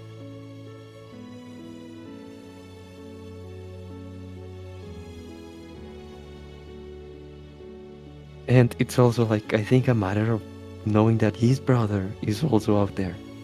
Like, yes, it's very hard. As you do see it in the sky there for a couple, like probably 2 days is visible. You can see a little more detail as you're a little closer. See the spires, the barely visible several different kites that dance in unknown wind to your eyes. And for those of you who haven't seen it, it is incredibly awe-inspiring. The fact that something that large is able to just seamlessly drift through the sky like a log floating on water.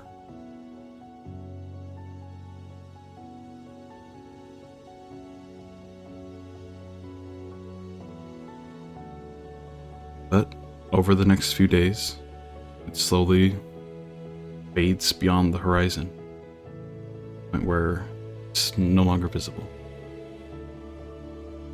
As you guys continue your journey. Sorry, before that, it drifts off into things. She kind of, Asja will kind of, if we are going this way to Valtari, and they're going that way, do you think they're going to Elendor? There are not many cities that way.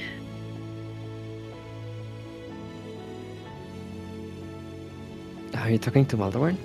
Yes, sorry. She would sit down next to Maldorwen. Sorry, I left it all their brain. If we are going this way and they're going that way, there aren't many places. I mean, unless they're going to Pyroclast Isles. It's not like they're going to find my place. And then there's Elendor. If you wrote that letter about Elendor, do you think maybe they're going to Elendor? To have, I don't know, a chit-chat? I don't know, Asja. There's also maybe the possibility that Kertas is gonna be airborne for a while. At least until next Stone Hollow, which would put them anywhere in Arthur, to be honest. Especially during Stormwake, the city, even when it was stationed near Elendor for the most part of all these years, it would take off and drift for a bit, even to return to that spot, because we enjoy Stormwake in the clouds, and we play Malvis when the wind is strong. That's where the best players can show how good they are. And the city can move quite a bit during Stormwake if it's what it wants. So I don't know. I'm sorry. I don't want to. I'm sorry. It's okay. Don't worry. But That is poor words, but we will help you find it. Don't worry. I'm very good at finding things. That's what I heard from you, and thank you, Asja. And thank you. Thank all of you.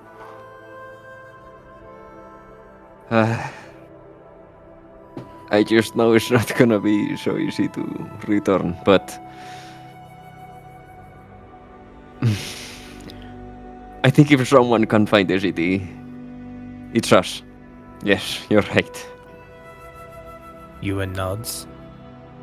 There are many of us here who have lost our homes.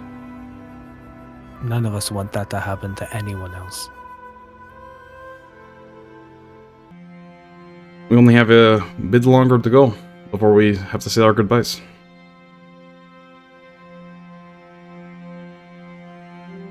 It was a pleasure working with you.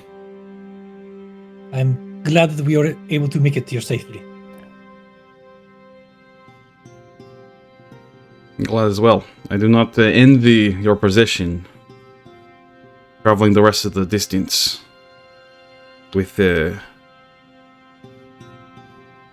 just kind of motions towards the sky.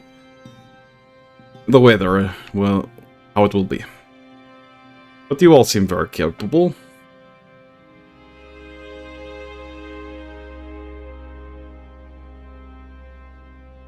Well, at least Shifting Sand Desert isn't on fire yet. I mean, back at my place, by now we would have gone into our Embervale shelters because, well, most of the stuff around us would be very much starting to be on fire. So, I think this is fair trade-off. It's a little hot, but at least not everything's on fire.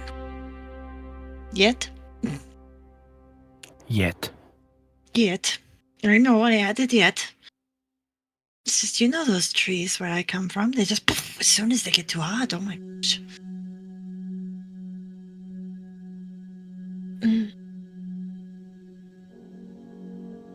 I'm trying to stay positive.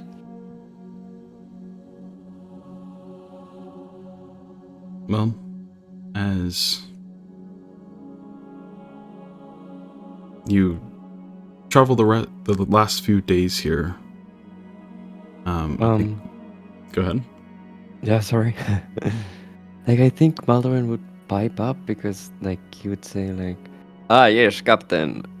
There is something that I was hoping to do with the crew, and you and Gale, before we left, something happened with Kerters, and I think that would help me feel a little bit better. I already talked to Gale and the others. I've been showing them how to pass the poke around. So if that's okay, I guess tomorrow, if that works for everyone. This is the Malvis, right? They've watched a few. Should be able to make accommodations on board here. I'd have to put down one of the. Kind of looks up at the large sails. Sails for a bit, but I think we can make it work. What do you all say? Kind of shouts to the crew as they're like, yeah, let's do it. What do you say, guys? Do you want to play? Rhukkarrak is very good at it. I am not good, but I do have a little bit of experience. It is quite a fun game, actually. I will try. Euan looks down at himself, kind of propping himself up with the cane greatsword a little bit. I'll do my best. I make no promises. Quartering across the deck. It'd be a pleasure to document another one of these games. Always enjoy it.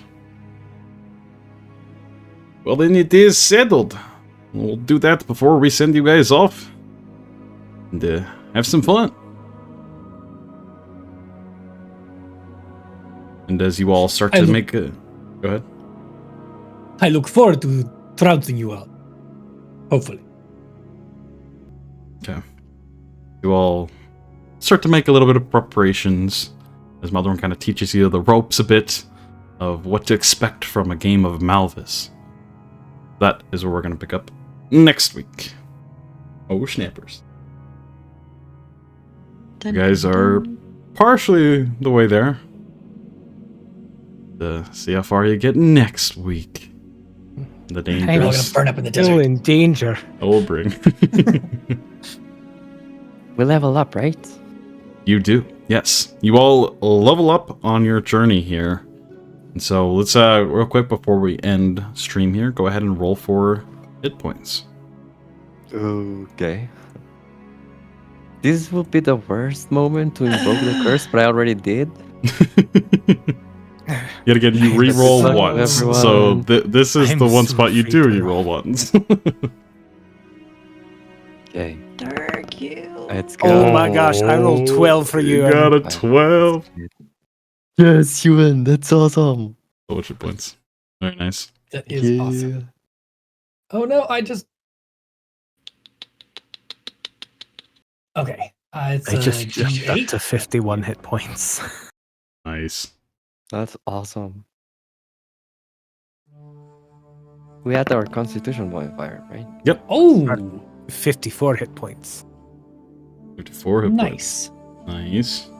7 for Rhukkarrak on a D8. That's pretty good too. Yeah. 5 for Yep. Maldorwen. That's a little better than average. Nice.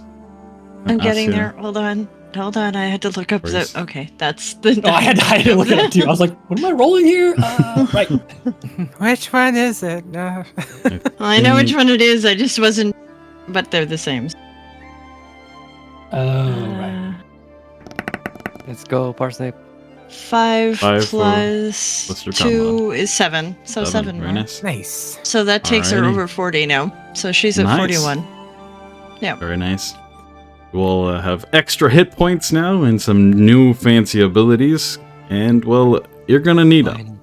It's about to get dangerous. I'm gonna kill you. And Euan just got really scary.